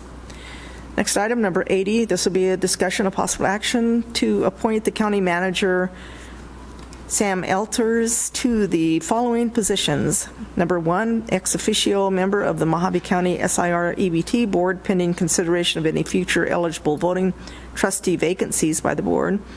Number 2, Mojave County's designated trustee for the Arizona County's insurance pool. Number 3, in accordance with ARS 11561, Mojave County's engineer. And number 4, Mojave County's designated elector for Mojave Valley Irrigation and Drainage District. Thank you, Madam Chairman. I bring this item to you to recognize all the additional items that we're asking Mr. Elters to perform while he's our county manager. If you have any questions for Mr. Elters, I'm sure he would answer them, but I'm proud to bring this item, and for these 4 new assignments, whether the board wants to consider any additional compensation for that, I would certainly understand. At this point, Mr. Elters is not asking for any increase, but we are asking him to perform additional duties. With that, I'd like to make a motion that we approve item number 80, and as a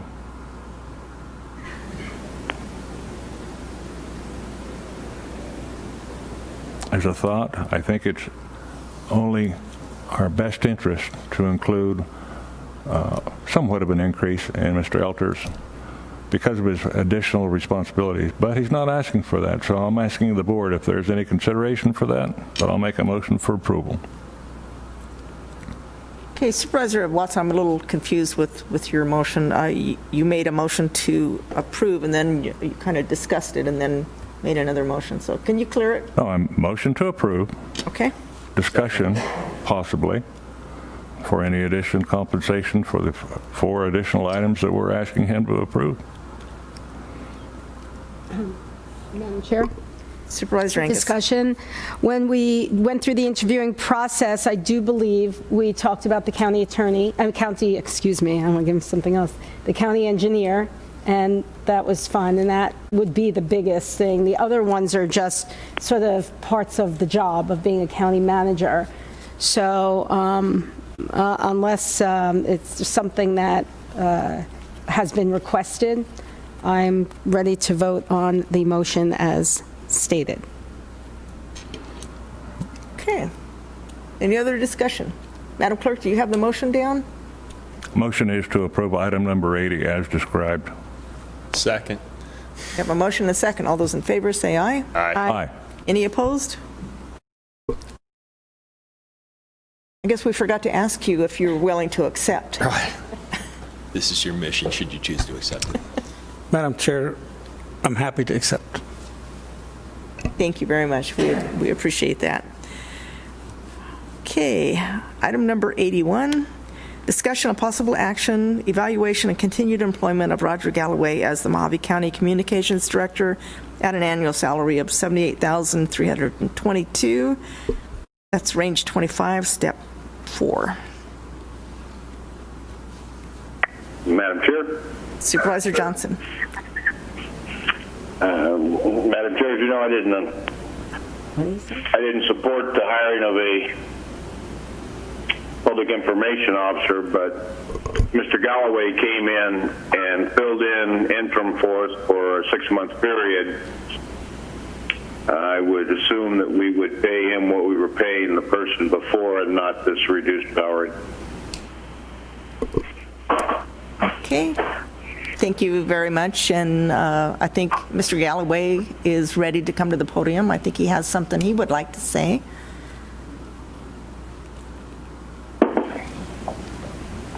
Thank you, Roger. I think you've done a wonderful job. Oh, thank you very much, Chairman Bishop and Supervisors.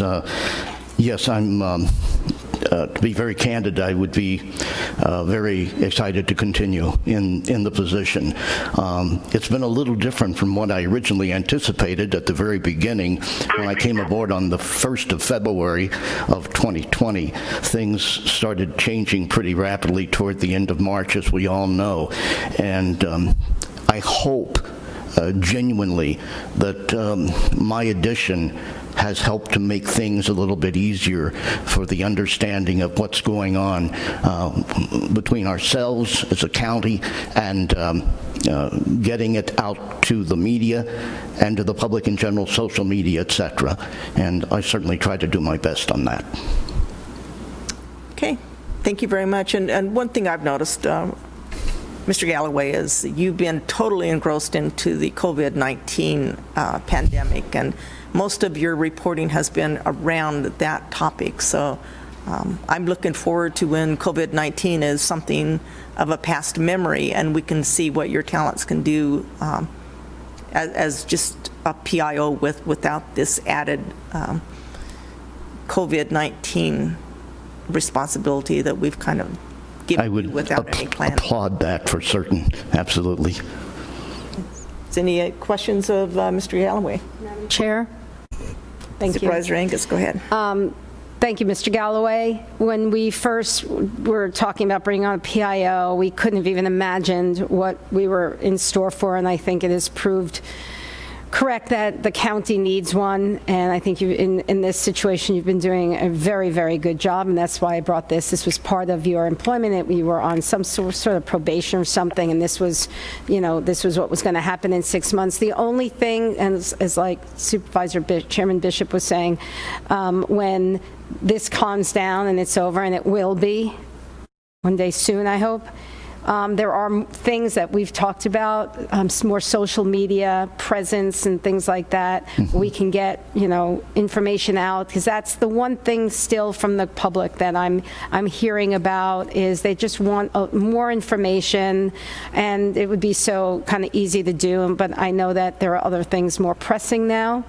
And so I wanted to thank you for all your hard work for the last several months, and I know it's been stressful, but you've done a very good job. Thank you very much. It's very kind of you. I appreciate that. Anything else?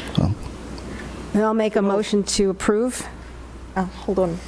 Just 1 second. Thank you, Madam Chairman. Roger, I just wanted to say you've done a great job. You really had a trial by fire. It seemed like that right after we hired you, the COVID thing busted loose, and you took that by the horns, and you've done a great job. So thank you, sir. Thank you very much. Okay, Supervisor Angus. I then make a motion to approve. Second. Okay, we have a motion and a second to approve. All those in favor say aye. Aye. Aye. Any opposed? Aye. Okay, motion passes. Next item, number 82. This will be a discussion and action to direct staff to negotiate into future employment benefit trust contracts a requirement that vendors or any third parties who have access to county employee personal identification information to provide, in addition to other remedies as appropriate, 3 years of identity theft protection to any affected county employee should their information be involved in a data breach. Okay, discussion or motion?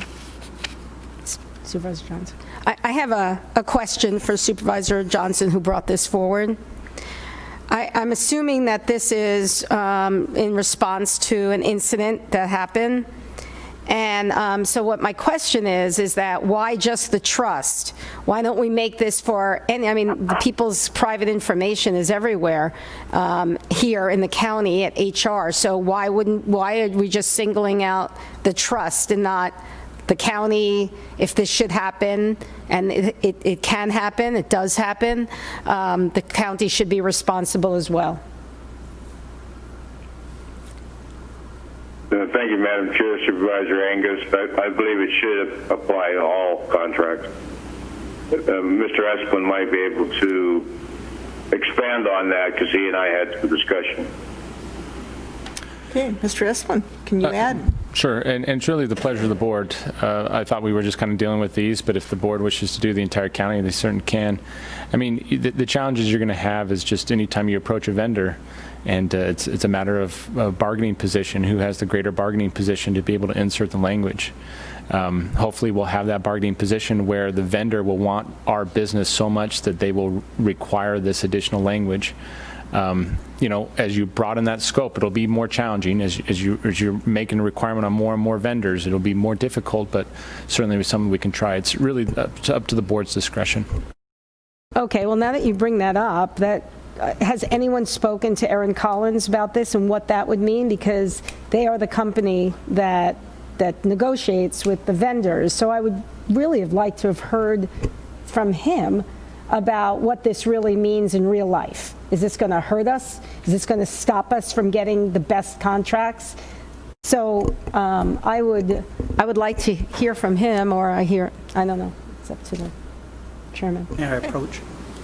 Thank you, Supervisor Angus. Mr. Cunningham, do you have anything to add? Chairman, Supervisor Angus, I did contact Aaron Collins when this went up on the agenda, and he says this would not price us out or be too extravagant of a cost, if it costs at all, for the trust or any of the contracts.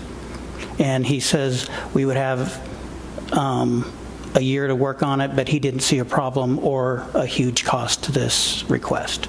Okay, so he didn't think this was going to hinder his ability to negotiate good contracts? No, he did not. Did he say anything? Is this what other trusts are doing? No, we got this to him late last week, and he's on vacation this week, so we didn't get a whole lot of detail, just emails back and forth. But I did ask that question, is this going to be a cost hindrance for us to get good contracts? And he said, no, it will not. And just for technical aspect of it, does the board need to vote on this? Or is this just solely at the board level? I believe if the board votes on it, it'll direct the EVT trust to put it in our contracts. Okay. Because the trust is appointed by the board, I believe. Yeah, that's correct. Okay. Yeah. All right. And just to be clear, too, along this discussion, it's for vendors that have personal identifying information. So it's not every vendor, it's those that have county employee personal identifying information. So, I mean, it's a novel idea. It's an idea that I think is creative and something to protect our employees, which is fantastic. It's just a matter of seeing how it'll work in practice. I'd be curious if we applied to all the county that would involve procurement. Procurement then would have to secure that in their contracts, and it's just we're going to have to see if there's any pushback. And I think what one thing that we would do is that when the trust and when procurement is negotiating these contracts, that they're upfront with the vendors and say, hey, this is something that Mojave County takes very serious, and we want to make sure that this is in the contract and put it in there and see what they say. Supervisor Watson. Thank you, Chairman Bishop. I'm a little suspect of there being such a small cost. Private industry provides this at a rather considerable expense to individual citizens, but I'm a little surprised that there's no pushback from Aaron Collins and Association, and I would like to find out a little bit more about the cost and how it's going to affect us before we make a decision. I'd be okay with that.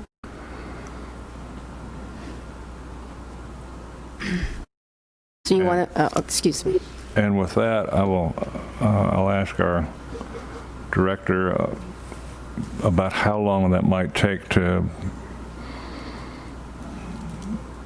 get some costs involved. I can put the request out today to see if Amanda, who works with Aaron, can gather some of that information, and hopefully we can have it by the next board meeting. Okay. Or I can get it out sooner if I get it sooner. By the next board meeting? Another question, Mr. Cunningham. So Supervisor Johnson has a question, Mr. Cunningham. Go ahead. Thank you, Madam Chair. When these companies are dealing with our employees and their personal information, isn't that something that should be protected anyway, that they should have that as part of the contract they're offering us in case they lose information or misplace the information and put it out on the web?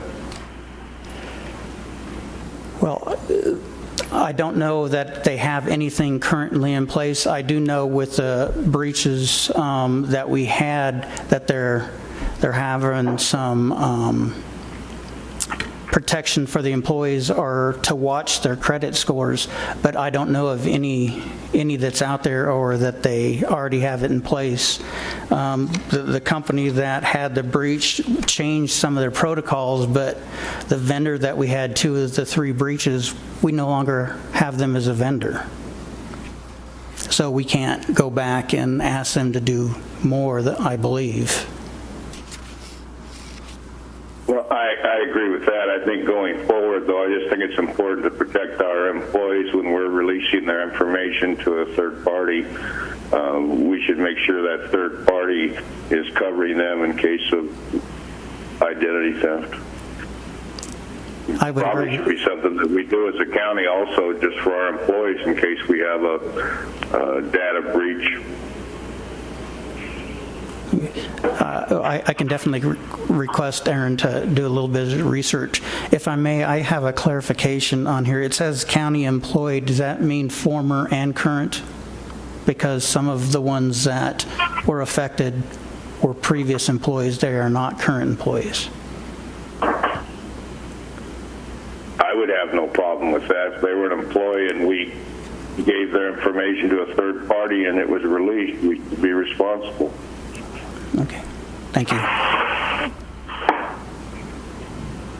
Madam Chairman, I'd like to make a motion to table this item till the August 3rd meeting so we can get more information on to cost and effect and coverage, not only to our current employees, past employees. So I'll second that. Okay, we have a motion and a second to table this item. All those in favor say aye. Aye. Aye. Any opposed? Yep. Madam Chair, I think we need to continue it. We can't table. That's a good point. Supervisor Johnson's pointed out we should continue. yes, continue to the August 3rd meeting.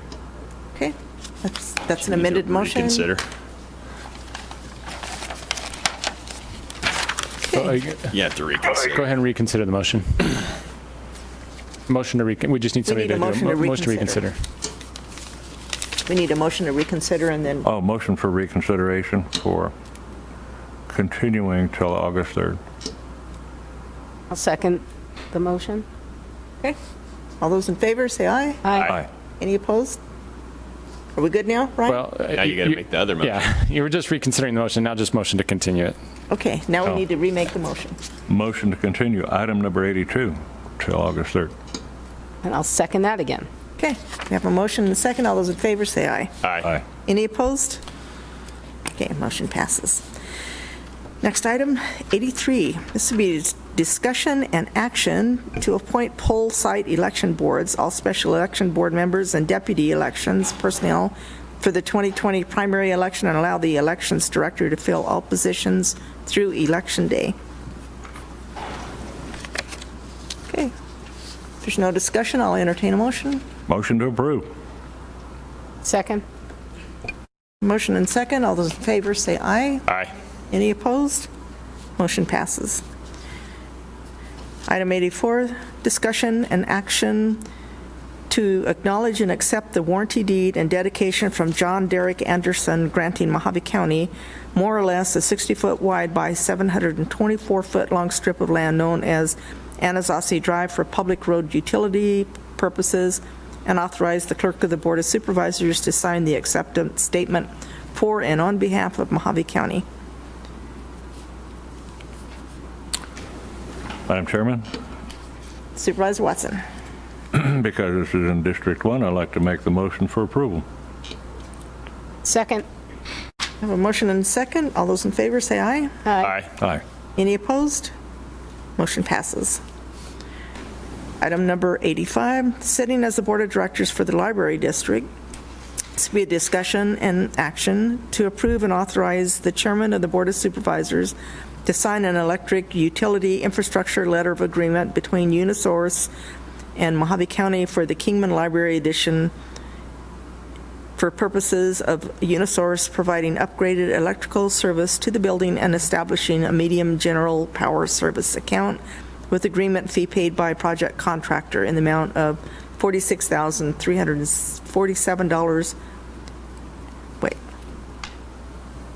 Is that supposed to be a period? $1.17? Yeah. Okay, good. $6 million. Okay, is there any discussion on this or a motion?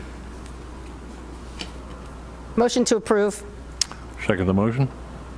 We have a motion and a second. All those in favor say aye. Aye. Aye. Any opposed? Okay, next item. Bingo. This will be a discussion and action to acknowledge receipt and set a public hearing for August 3rd, 2020 to consider a bingo license application for MBETS 19 in Fort Mojave, Arizona, to be held on Tuesdays and Saturdays at 3 p.m. Madam Chairman, Go ahead, Supervisor I Gould. move that item 86 be adopted. Second the motion? I have a motion and a second. All those in favor say aye. Aye. Any opposed? Okay, item number 87, this will be a discussion and action to authorize a letter to be sent to the Arizona Department of Water Resources regarding comments on Queen Creek and GSC Farms' response to public comments, and authorize Gene Bishop, Chairman, to execute the letter on behalf of Mojave County. Okay, Madam Chairman, I'd like to make a motion for the approval. we have a motion Second. and a second. All those in favor say aye. Aye. Aye. Any opposed? Motion passes. Then our last item on the agenda today, this will be a discussion and possible action on an update from the Mojave County Public Health Director to the Board of Supervisors regarding recent issues, actions, events in regards to the COVID-19. Take any necessary actions based upon the updates from Denise Burley.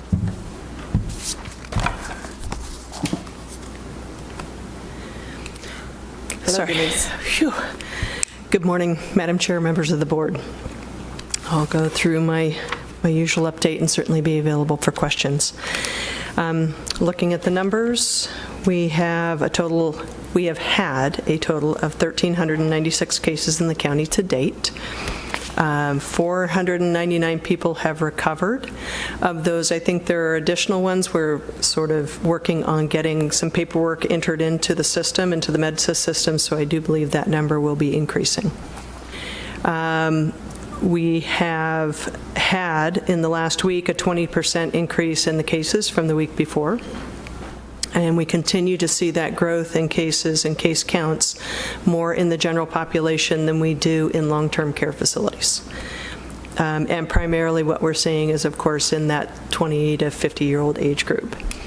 I've had a number of questions asked throughout the last week or so about our death rates, our fatality rates. And I think as you see those numbers increase in those younger populations, which are tending to be healthier, then you would typically see, as the number of cases go increase in the younger populations and less in those older populations, that fatality rate would also decrease. Does that make sense? Supervisor Angus, yes. Wait, you say that the ages of people who are dying are going down? No. Sorry, thank you for, I will clarify for sure. The case numbers for those 20 to 50-year-olds are going up, but the deaths have remained relatively steady, as you've seen, and that you're not seeing the number of cases going up in the older populations, and typically they're greatly affected by that. Let's see here. We're continuing to follow up with hospitals on capacity issues, although we also want to be sure that we're not creating any kind of fear messages with the public around hospital capacity, just realizing that many have not reached into their surge capacities yet. We recognize that Havasu Regional Medical Center is sort of teetered on that boundary, but have also seen that case count kind of ebb and flow throughout the weeks where they've managed to stay just below that. With that said, I know that there's been some questions about the transfers in and transfers out related to the surge line. So what I have for, let's see here, let me get to my information here. For the month of June, which is I believe when all of this really started with the Arizona surge line, the number of patients that have transferred to Havasu Regional Medical Center has been 24. The number of patients transferred to Kingman Regional Medical Center has been 19. To date, to my knowledge, there have been no transfers out, but I will double check those numbers, please. I was looking at my graphs on my laptop and small screen, small graphic. I just want to confirm that for you. So, any questions so far on transfers and numbers? I've been getting some inquiries about that, people. I just want you to say it on the record. I'm glad you did, but say it again, that the people who are coming in, you're talking about the people coming in from other counties. Correct, yes. It is not counted in our count. That is correct. And you can confidently say that it's not contributing to any community spread because they're coming to the hospital, they're not going out and shopping and going to restaurants. That is then correct. when they're done, they're going home. That is correct. Okay. Correct, yes. Any other questions there? Okay, all right. All right, we are continuing to work on increasing that testing availability and capacity in our county. We recognize there are many challenges associated with this, and the places that are offering, the businesses that are offering testing are very, very busy, as you know. You've probably heard that many times. So we do have a meeting tomorrow and Thursday, again, with local leaders. We also have a meeting on Thursday that includes local leadership and hospitals and North Country Healthcare, as we believe they are part of that solution, as well as some others. So hopefully we can have some answers to you here in the near future. Okay. So Denise, with the increase in testing, has there been any discussion of taking testing out to the remote communities? I think that that needs to be a consideration. It's just the how-to do that. I think we're looking at, we're looking at a variety of different options here, obviously. We're trying to focus in on the symptomatic individuals and ensuring that those particular people get testing very quickly. Also looking at the turnaround time for receiving testing results and noting that that really needs to improve in order to really do our job well. But looking at those rural communities, I recognize is part of our thought process as we're going through this. The how-to is going to be the bigger question. So just know that we have not forgotten about those smaller rural communities and the need to try to reach out to them. Thank you. They will appreciate hearing that, because right now most of the rural communities in my area have 0 cases, but that kind of gives them a false sense of security. Yes. So they think they're isolated and they're not being careful. So I think if testing was provided locally, that some that kind of question that mentality might really appreciate it. Sure. And especially in light of the fact that many of those people may do some of their shopping in town, yes, in Kingman, and some of the larger communities, those people are still interacting with other individuals who may be infected.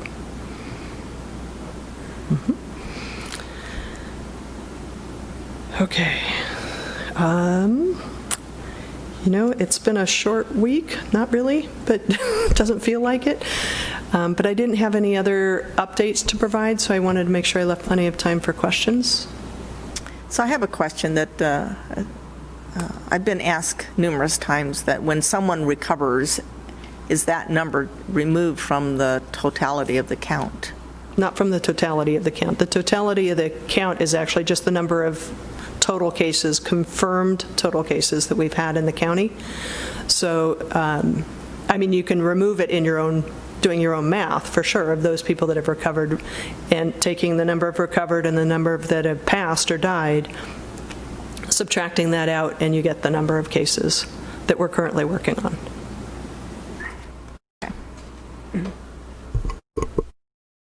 Supervisor Angus. Thank you. I do have a few questions. I just want to go back for a minute to the Havasu capacity.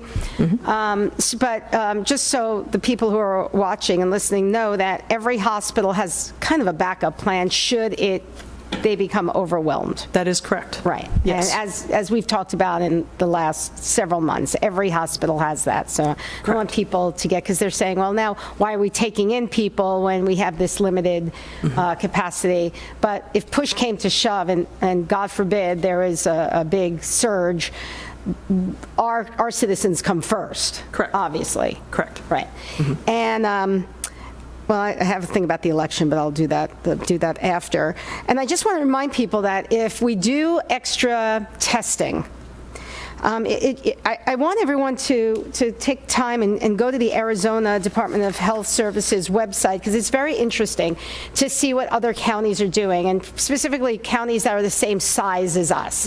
So I look at it and I post the numbers because it's important, because I want you to know what it would look like if we did expanded testing. So in Yuma, which is as close to us population-wise as you can get, we've done 11,981 tests. Yuma has done 39,594 tests. Now, I don't know why. I don't know what's going on in Yuma. I'm sure we'll find out when we go back to CSA.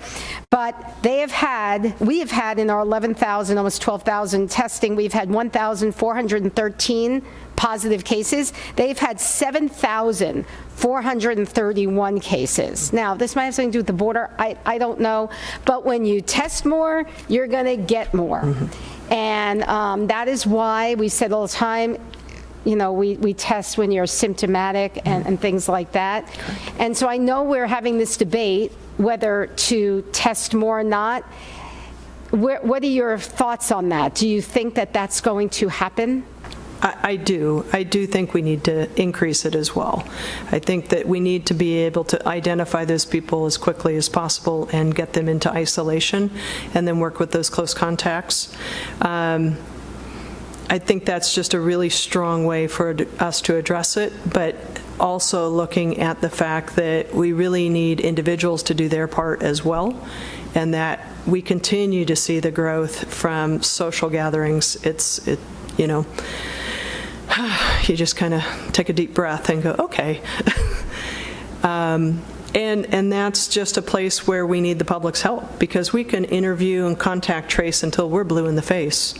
But until we get some adoption of some of the social distancing standards on a consistent basis, from others, we can't make as much headway as we would like to make. So testing is one component that's really, really important, of course, and really focusing on those symptomatic people, although I do think some general testing to try to identify some asymptomatic individuals. I think there's been some concern about that, of course, and also kind of tied to that concern is the lack of real knowledge about what percent that number is. I mean, I've heard a number thrown around several times of 35% of the cases, but that number has changed dramatically as we've gone through. So I don't know that we really have a number. So is the science sure now about asymptomatic as being contagious if you're asymptomatic? Because everyone knows now, I had it. I might be the only one on this dais, if not in this room, who's had it. I had a very mild case, and I want to just talk about the aftercare on that. Sure. But I was told by public health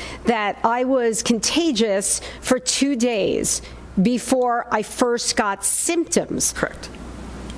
So you're saying that people who are asymptomatic would be contagious how long? 2 days before they don't feel symptoms? I mean, what is the science saying? Right, yeah. I need to do a little bit more research before I speak about that and so on, because I think, that you can't, essentially don't have symptoms. You don't know when those symptoms really start. I mean, at least when you have symptoms, you kind of have a date, and you can go back 2 days and start doing the math. But for someone who's asymptomatic, there's no real date of infection per se for that particular individual. They don't see that, feel that, and so it's much more difficult to tell when those symptoms actually are, when that So in my case, started. Denise, so let's say I had my symptoms Sunday night, so I was told that Friday, but how do I know that I didn't have it the week before? So you're saying that I wasn't contagious if I wasn't showing symptoms, but that kind of flies in the face of the asymptomatic people. If you're only contagious when within a circle of time around when your symptoms come, that kind of doesn't make sense.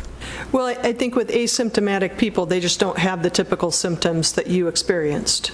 And so for you basically, since there's a 2 to 14-day incubation period for the virus, the day you first felt symptoms, you could go back 2 days, right? Because that would be that point in time. But for an asymptomatic individual, since there's no real specific date of infection because you can't define when those symptoms started, it really does become much more difficult to pinpoint when they started becoming infectious. So if they get tested and we don't know that they are asymptomatic, how do you know how far back to go in your contact tracing?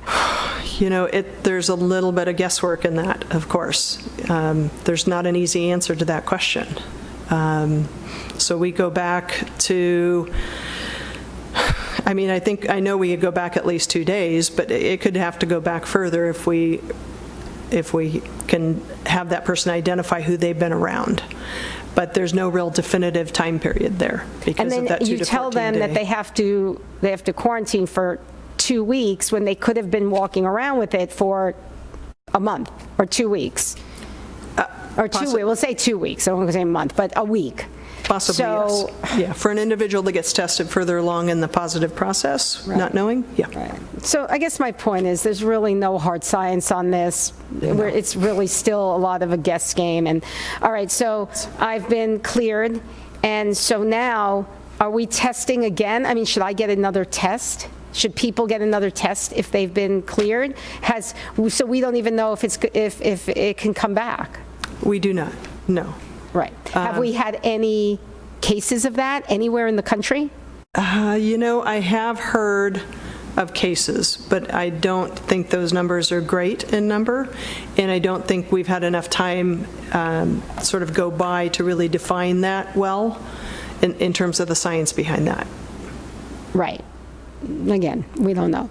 It's, as you know, it's ever evolving, right? I think the science is catching up with the virus, but I think we learn something new, not necessarily every day, but certainly very frequently throughout a week, and we need to just try to apply that science where we can to make sure that we're most effective. So the last 3 days, it seems to have gone down, right? The average, we went from having maybe 100 cases a day to now the average in the last 3 days was about 25. Mm-hmm. Somewhere around there. So what do you credit that? Yeah, we talked about that this morning, and there was no clear source. And we've had no deaths in the last 3 days either. Correct. Well, let's hope that continues. Yes. And in my district, where everybody is angry, everybody has an idea about what they think should happen, and we are a tourist town, and as Havasu is, and our beaches and Davis Camp, everything was open, and people really believe that is why that we had that surge that we had a couple of weeks ago, but there really is no evidence of that. No. Right. Mm-mm. In Bullhead, we had some graduation parties that we found out that some of the spread happened there, but so far, as of today, we don't have any evidence that has come from beaches, parks, trails, bike trails, dog parks, right? No, that is correct. Right. All right, thank you. And one more thing, for me and for others out there, and I wish, I went public, people said I was brave. I'm not brave. I was sick, and I wasn't even that sick, and I wanted people to know that. So you're the guys talking to people who have the cases. Are you finding that they're more like me? Are you becoming more where they're more mild in nature? So, Supervisor Angus, to answer your question, because you had asked about severity at one point, right? So looking at about 53% of the people, so I did get some information for you, and I appreciate you bringing this back up. About 53% of the people have one or more symptoms, and about 15% have less than that, going back into that very, very mild symptoms where it's almost undetectable. They just don't have it. So in those particular cases, I think it's subjective, of course, people's perception of how they're feeling. Some people have a very low tolerance for illness, and other people have a very high tolerance for illness. So it's pretty broad range. And we've had some people who have been who have had very severe symptoms, of course. But most fit into the moderate category, where they've had the symptoms, it's uncomfortable, maybe they've had a few days where it's been really, really uncomfortable, and they've felt very unwell, and other days, other individuals, of course, along this whole spectrum, of course. But because now we have a lot of cases, you're gleaming some kind of trend. I'm assuming that in addition to the contact tracing, you're using that data to kind of figure out where we are as a county. Correct. And so I guess still the question is, where are we as a county? Well, in terms of the severity of it, we certainly kind of fit in the middle. With those moderate symptoms, again, it's sort of a relative statement when I say that, because moderate means a lot of things to a lot of different people. But we don't seem to have, other than seeing it in our elderly population, a great deal of real severe illness in the younger group. Okay. And as I was saying, I wish more people would speak up about their experience with it, the good and the bad. Right. Because I think there's still a lot of fear out there. Right. That I think could be soothed over if people would just talk about their experience. It's not shameful, not brave. It's just a sickness that you 99, what is the number now? 99.8 will recover from. Like me. Right. And I will get the antibody test. I still have to wait like 10 more days. And if I'm possible, I will donate plasma, because we all are still going to have to do our part in this. Yeah. Okay. Yeah, and but we I'm on the appreciate record that. saying I don't think that more testing is a good idea. I just don't. I think that if you have the symptoms, that's when you should be tested, just like we said from day one. Right. Okay. Thank you. Madam Chair. Supervisor Gould, 3 Thank you. minutes. Pardon me? 3 minutes. Oh, yeah? Thank you. Denise, I had a constituent wanted to know whether, when we're doing contact tracing, it's kind of a moot point now, since now the 3 cities in the county have a mask mandate, but they were curious whether county health was asking any of the people, had they been normally wearing a mask when they would go out in public. I don't know that that's a question that we were asking. Okay. And I kind of think it's a moot question now, because most people will not self-incriminate themselves. Sure. Since it is somewhat of a gray area crime now, apparently, to not wear a mask in public. On the development of antibodies, it appears that only about half of the people develop antibodies, because the people that get extremely ill do not develop antibodies, and they go into another response where their body's actually attacking their own cells. Those folks don't seem to develop antibodies, so they're not clear whether the lack of them having the ability to develop an antibody is why they get sick. That being said, to me, there seems like there's no point in checking the general population, since they may not show antibodies anyway. And if they're asymptomatic, you would have to catch them in the period that they actually had the virus but showed no symptoms. Correct. So you kind of have a 2-week period to catch those things. To me, it's a moot point. It's just a waste of money. You're paying over $100 a test for these tests. Right. And I don't know, frankly, as a child, I was lined up in a line at public school and inoculated for smallpox. I really don't want to see that kind of stuff. I'm not willing to submit to that kind of thing, and I seriously doubt other people are either. Right. So I bear a scar on my arm that I was inoculated with smallpox, and they lined us all up in a big line, and with a pneumatic gun and shot every one of us in the arm. Right. And I cannot imagine me allowing that to be done to my children. So I really can't allow that to be done to the public anymore. I'm not going to allow the government to institute some kind of a plan that, unless you can show that you're vaccinated with a vaccine that doesn't exist, or that you show antibodies, that you're then kept out of public buildings, because I think that's the next thing, and that's another reason why I'm not into testing of the general population. Right. So I think it's antithetical to a free people, and it wouldn't work anyway.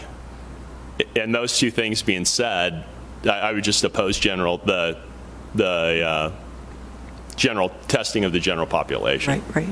But the mask question now that the constituent asks is moot, because people are not going to, if they come down with it, they're not going to say, no, I didn't wear a mask. Right. Not saying that masks do anything one way or the other, but they're not, if they come down with it, they're not going to say that they weren't wearing a mask.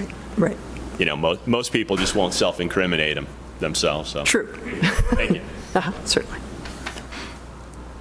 Okay. Supervisor Johnson, do you have any questions? Yes, thank you, Madam Chair. I noticed that the City of Phoenix is listing how many employees in each department have tested positive for COVID.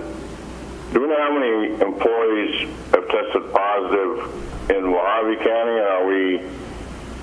Or have we even thought about, if our numbers get high, saying, you know, Public Works has 13 people, Finance has 4, that sort of numbers? I do know that HR is handling that aspect of it in terms of collecting that information. Those cases are of course reported to Public Health. However, in terms of the tracking of county employees specific, that information is being tracked by Human Resources. Once again, Mr. Cunningham's the culprit. Also, I noticed that the Firefighters Association out of Maricopa is saying that they're seeing their guys testing positive at an alarming rate and are worried about being able to do their jobs. Are we seeing that similar results in Mojave County? We have seen a couple of different fire departments affected by COVID, and I don't know that they've been severely impacted by that as of yet, but I do know they have been impacted by cases. Would that be probably the only occupation that might be getting hit hardest, or are there other occupations? Good question, Supervisor Johnson. I'm not sure that I can answer that accurately just off the cuff, so if you would allow me a little time to find out if there are specific occupations that are more impacted by COVID, I can certainly try to get that back to you. Also, Supervisor Angus brought up a good point, talking about the rise in cases in Bullhead City. Did we see any rise because of the graduations and the graduation parties? You know, we did see some cases as a result of the graduation parties. However, just to be clear, while I know that was a focal point, there were also graduation parties for many seniors all throughout the county. So, you know, we can say because of that event there were cases, but I think we could also say because of graduations in general there were cases. Again, social gatherings, family, friends, things of that nature. Mm-hmm. Wasn't Bullhead the only school district that did the graduation? Yes, that held a traditional graduation, that is correct. But in terms of graduation parties that were associated with more informal graduation type settings, I think that those were also contributing factors. Thank you, Director and Madam Chair. Certainly. Okay. Supervisor Watson, do you have anything? Over the weekend, I heard some surprising news that there was a company either close to the border or south of the border that is recommending that they take their medicine that is distilled, I suppose, in Mexico, It's called agave. 2 shots will do you, and if you're not cured, you're not going to care. So. Thank you, Supervisor Watson. Okay, Denise, I do have 2 people in the audience that would like to speak. And if this is an appropriate time to give you a bit of a break, don't go too far, though. They have questions. Ginny Kinch.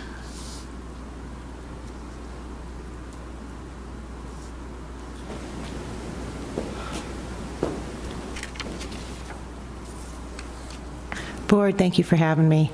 On July 2nd, you made a motion and adopted a policy for masks for Mojave County.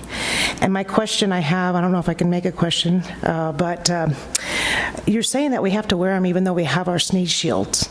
So we spent thousands of dollars to put shields up in our county, and we still have to have a mask on.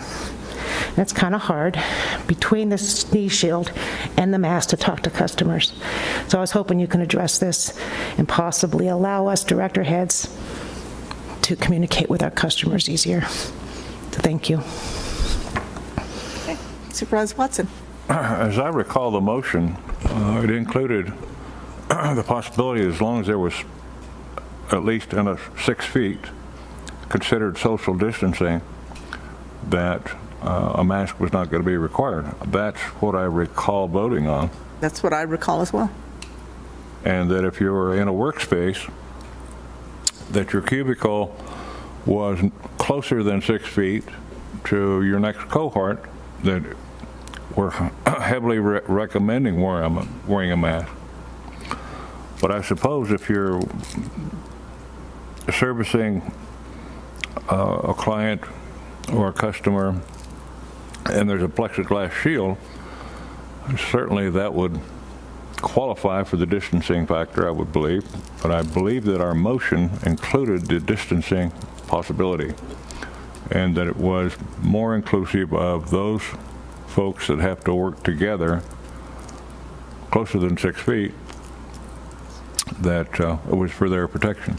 Now, that's the understanding of the motion that I have currently, and the motion that I voted for. So if there's any corrections, I probably need to know about it.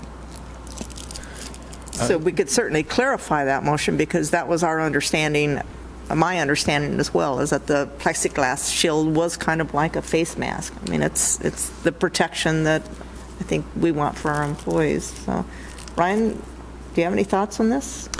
I don't recall I don't recall the exact language from Thursday's meeting. But if you wish to clarify that, you can do a motion now to amend that to make it clear that if there's a face shield between the public and the employee, the employee would not need a mask if you wish to do that. But I don't know exactly what you guys intended. I mean, I was here for it. I think that would probably cover it. If that's what your guys' intention is, then we can go ahead and do that. But if you want it crystal clear, you can do another amended motion to it. And if I might add to Supervisor Watson's point about coworkers, it's also not just directly with the customer across that you're trying to protect, it's your coworker as well. So going back to that ability to social distance between yourself and a coworker if you have more than one person working a front desk. If you only have one person working a front desk, that certainly makes sense. But looking at whether or not you have more than one and whether or not those two individuals can be apart far enough, that would be the only aspect I'd look at. Madam Chair? Supervisor Gold? So we actually have the memo that went out that has the verbiage from the motion. Supervisor Watson's looking at it right now. Okay. Supervisor Gold, go ahead. Thank you, Madam Chairman. And this question is probably to Ryan. Ms. Kench is an elected official. She's not a department director. So who controls her employees? Well, they're still county employees, and they're within a county building, and you made it applicable to the county buildings. So the supervisors here are making an order related to people who are in the county buildings are county employees. So in that regard, the county supervisors have that. She's responsible for her own employees. She's the elected official. I get that, but there's also part of, as county employees, you said that this is responsible for all of the county employees. It's a difficult question because sometimes there's instances where the supervisors clearly need to make it an order where the law requires them to do it, but other times you have the elected officials.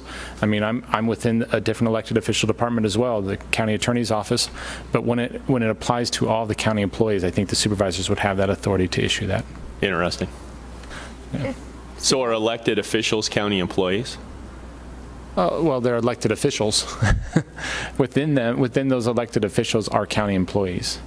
I mean, they for example, county elected officials are not subject to the merit rules. For example, elected officials have a different retirement program, but yet they receive the county benefits of medical benefits, things like that. So they participate in that. So it's kind of a hybrid of sorts.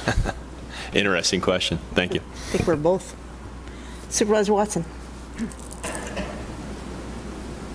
I just reviewed, if you'd like to have our clerk of the board repeat it, she certainly got it there. Yeah, I think that'd be appropriate. It's not too awfully long, I hope. Motion was for Mojave County employees to be required to wear masks when dealing with the public and when an employee does not have the ability to social distance with coworkers. Members of the public are required to wear a mask when in a county building. Employees and the public are not required to wear a mask under any of the following exceptions. 1, children under the age of 6 years old. 2, a person who has one or more medical conditions or disabilities that prevent wearing a face covering, including anyone who has trouble breathing or is unconscious, incapacitated, or otherwise unable to remove a face covering without assistance.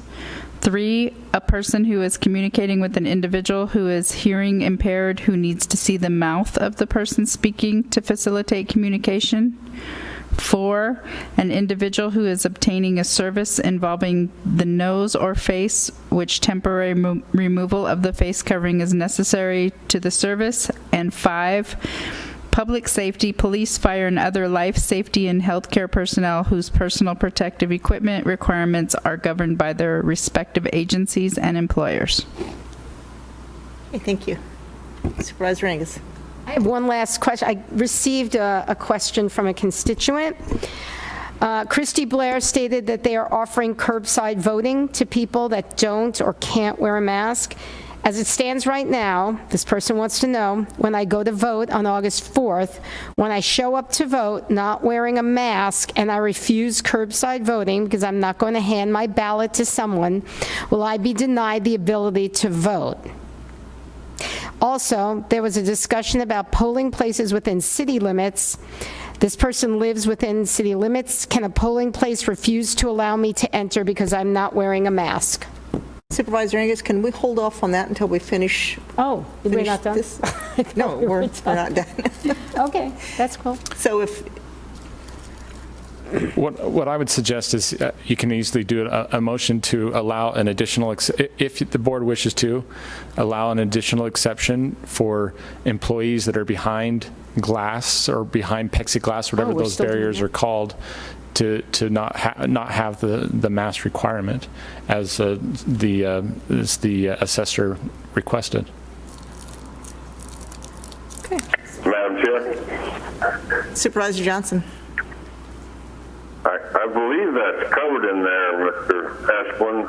I think what we're trying to do is protect the other employees behind the plexiglass from the employees that are there too. So if they don't have the social distancing, they need to wear a mask. If that's the board's understanding of it, then go for it. I'm just saying, if you wanted to clean it up, you can make a motion. If you don't think it's necessary, you don't have to. So. Okay. Supervisor Watson, your thoughts? Thank you, Chairman Bishop. Let's settle the confusion. I'd like to make a motion that those folks, those employees of Mojave County that are protected by a plexiglass shield from the interaction between them and a customer of Mojave County that they're not required to wear a mask. I think that would cover Ms. Kinch's concern. Is that correct? Thank you. Might clarify other departments also. Sure. Right. We have a motion. Do we have a second? I'll second it. We have a motion and a second. All those in favor say aye. Aye. Any opposed? Aye.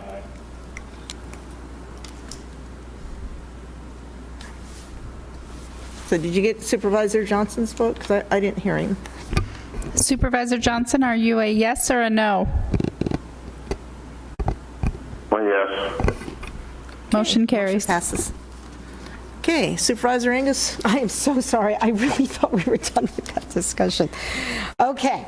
So my question was obviously about if people don't wear masks, are they going to be allowed to vote?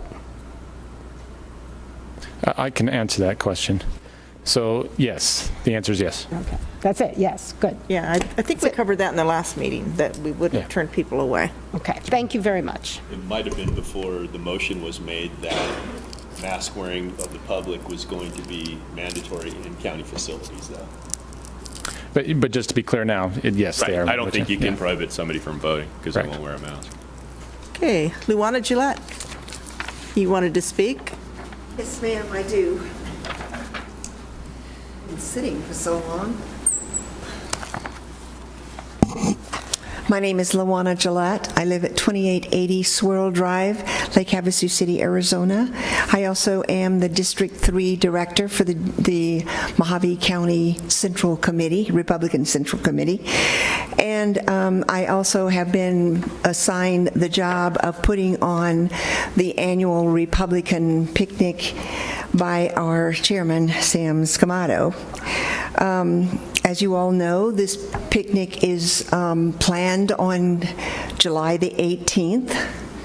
A lot of money, a lot of effort has gone into this planning. We have been meeting every single week for weeks now. I do think that some of you have this, and it shows how many people have donated money for this event. We have put in place procedures to help with the COVID. One of the things that we're going to be doing is I say employees, that's not correct, volunteers who are going to be handling tickets, etc. Will have the sanitizers there for them so that they can use the sanitizers in between each person that they deal with. We are going to rent hand washing stations, so they will also be available. We are going to have face masks available for those who want to wear them and don't have their own. We will be doing spacing on the benches, and also encouraging everyone to bring their own chair so that they can place their chairs where they want. And also, we have the security and the cleanup being done by the Sheriff's Department. So we feel that we have covered all the things that we need to cover in order to have this event, but I don't want to have the rug pulled out from under me at the last minute. So I want to make sure that this board is not going to do that. Did you have to get a special events permit? No, we do not. And why is that? I don't know. I haven't done this before.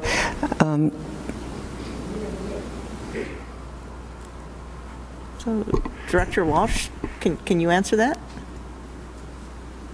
Because I know anything over 50 people requires a special event, although Supervisor Angus was good at pointing out it's a political affair. And then Ryan, I believe, pointed out it's on county property, so that was the discussion. I'm sorry, I missed where the event was taking place. If it's being held Mountain Park. in the park is sufficiently zoned for that type of event, so they wouldn't need a special event permit from planning and zoning. Okay. And just to point, there's a difference between what we're talking about, what I was talking about last week, and what Director Walsh is talking about. That's a different issue. Okay.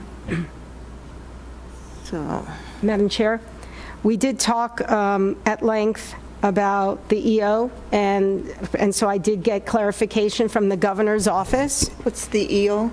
Executive order from the, because that's how we talked about. Yeah, I just didn't realize where you were going with 50, yeah. And, yeah. And this was what the governor's office wrote back. The EO is not intended to inhibit constitutionally protected activities. This question has come up for churches as well. We trust that organizers for those activities will take precautions, increase sanitation, physical distance, etc. And he said that that includes county property. And just so that we're clear, what we're talking about, what I'm talking about is on county property, the county can decide how they want to control that property. And that's something that we always want to protect. We want to make sure that we protect how the county wants to do it. It's the board's leisure how you wish to do that, what restrictions and things you want to do that. You just always want to make sure that you have that control over it. As to how you wish to do it, that's your game, that's your responsibility. So just, that's kind of the position we're taking. We're not, this isn't talking about infringing on a person's constitutional rights or whatnot. I think what the plan that this person has presented is an excellent one, and I'm glad. I think it's wonderful that she has come forward and presented something so that is absolutely workable. I think the people that are going to go there will appreciate this. I do, and I think it's fantastic. And what the board here can do can say, go ahead, give them the approval if you wish, or whatnot, if you want that assurance, or whatever the board wishes to do. Luana, are they still going to have the buffet line, or will the meals be? We have not addressed that. As far as I knew, we were going to have the buffet line. However, we can have the people going through the line not crowded together. Okay, Supervisor Johnson, did you want to speak? Yes, thank you, Madam Chair. The Supervisor Angus going to provide that documentation from the governor for our record. Sure. Thank you. I don't know if the board addressed this issue last time. I think we were kind of waiting until this meeting and for the information from Supervisor Angus. I think what Mr. Esplin brings up is good. I think if the board goes ahead and say we recommend these things for gatherings on county property, whether they follow them or not is up to them. I believe that Ms. Gillette has covered up everything fairly well from what she said, but I think the county probably should make a stand on saying these are the things that we recommend on county property, so it just kind of covers us in any legal actions. And just to add too, and what we're saying is we're not infringing on anybody's constitutional rights. That's what it is. We're not. The issue is not what the event is. The issue is not if this is a political gathering. The issue is not whether this is a church or a religious gathering. That's not the issue. The issue is county property. That's what it is. That's the issue here. Supervisor Gould. Thank you, Madam Chairman. Ryan, if I wanted to have a political rally in the parking lot of this building, this being public property, it's owned by the taxpayers, I don't think you could limit that. No, so that's where you go into the forum things we talked about before. You have to determine what type of forum is being used. So traditional public forums, things like open parks and parking lots, the steps of the courthouse, those are traditional forums where you would have a very difficult time restricting that. That's absolutely correct. But within this building right here, this room, we could, because this is a limited public forum. There's a different types of forums. Another one would be try to do your political rally in my office. I ain't letting it, right? Because the public isn't allowed into that area. It's a different forum. So you have to determine what forum you have, and then that determines what restrictions you have. So if it's a traditional public forum, you're exactly right. You're not going to be able to. So out in the parking lot, people could have a political rally. There'd be some challenges and things, and we'd have to debate, but for the most part, that's probably an open public forum for the most part. But once they get inside the building, it's going to be a limited public forum. If you go behind the counter, behind any of our counters and go in there, you're not getting back there. So you have to determine what type of forum we're talking about. But since the Wallapai Mountain Park, the public is invited to come to the park, I think that puts it in a different position than your office. Correct. It is. It's different. It would be in the middle. That's the position that we've traditionally taken on that particular park. Same with Davis Camp. Those are not the kind of parks that you would see when you go, for example, in downtown to the Locomotive Park. Locomotive Park, you don't have to reserve it. You can go there, come as you please. It's open and available. You come in. But Wallapai Mountain Park is unique in the sense of you have to pay to get in. You have to reserve locations. Within those reservations, there are restrictions that you have. Just in the normal sense, put it aside COVID, there's going to be restrictions. So that's why it is a limited public forum, and it's in that middle category. Is there any case history on this with the court, with anyone, Supreme Court, with anybody challenging since it's owned by the public? The Wallapai Mountain Park? Or no, not in Wallapai Mountain Park specifically, but in general. Oh, there's volumes and volumes of cases about limited public forums, traditional public forums. I mean, the list goes on and on and on about those things. These things have been fought over and over and litigated. I'll tell you, Mojave County was involved with one, and I'll get that case for you, okay, where it was there was restrictions about coming into the building and then going into the parking lot. There was leaflets being handed out. Do you remember that, Supervisor Watson? You're shaking your heads because you remember that. That was a case that went before it was filed in federal court, federal district court. Judge Snow ruled in part for the county, but also in part for the plaintiff, that said, hey, outside in the parking lot, they can have, demonstrations to some extent. They can. And that's where they talked about the public forums that I'm talking to you about. And I'm happy to forward that case to you. And I remember that case also. Yeah, I think there was a pitchfork involved, right? I think that's... No, I think the one case involved former Senator John McCain and the passing out of John McCain voting history. Yeah, I think that's what it was. I believe but that there was was a pitchfork. There was a guy with a pitchfork or something too. Yeah. So. And I believe what it said was that you can't limit the public's ability to pass out literature, and you can't even limit the a county employee's ability to pass out literature as long as they're not on the clock. Yeah. If they're on their break time, they can do that. Yeah, I mean, a county employee, and I'm sorry, we're getting way too far with this. We really should get back to the question at hand, but county employees still have constitutional rights. Sure. But when you're on the clock, then it changes a little bit. Just like any other, you're not, if it was a private business, you're not there to evangelize politically people, in the private sector either. You're on your boss's time. Correct. So back to the question at hand. I think the board here, it's your pleasure. And I think what this person is asking for is absolutely reasonable. It seems like they're pretty good things that they're implementing. That's a good idea to make sure everybody's safe and well. So the board here could say, yeah, go ahead and go for it. Okay. Any other questions of the speakers? Thank you, Luana. Thank you. Denise, do you have anything further?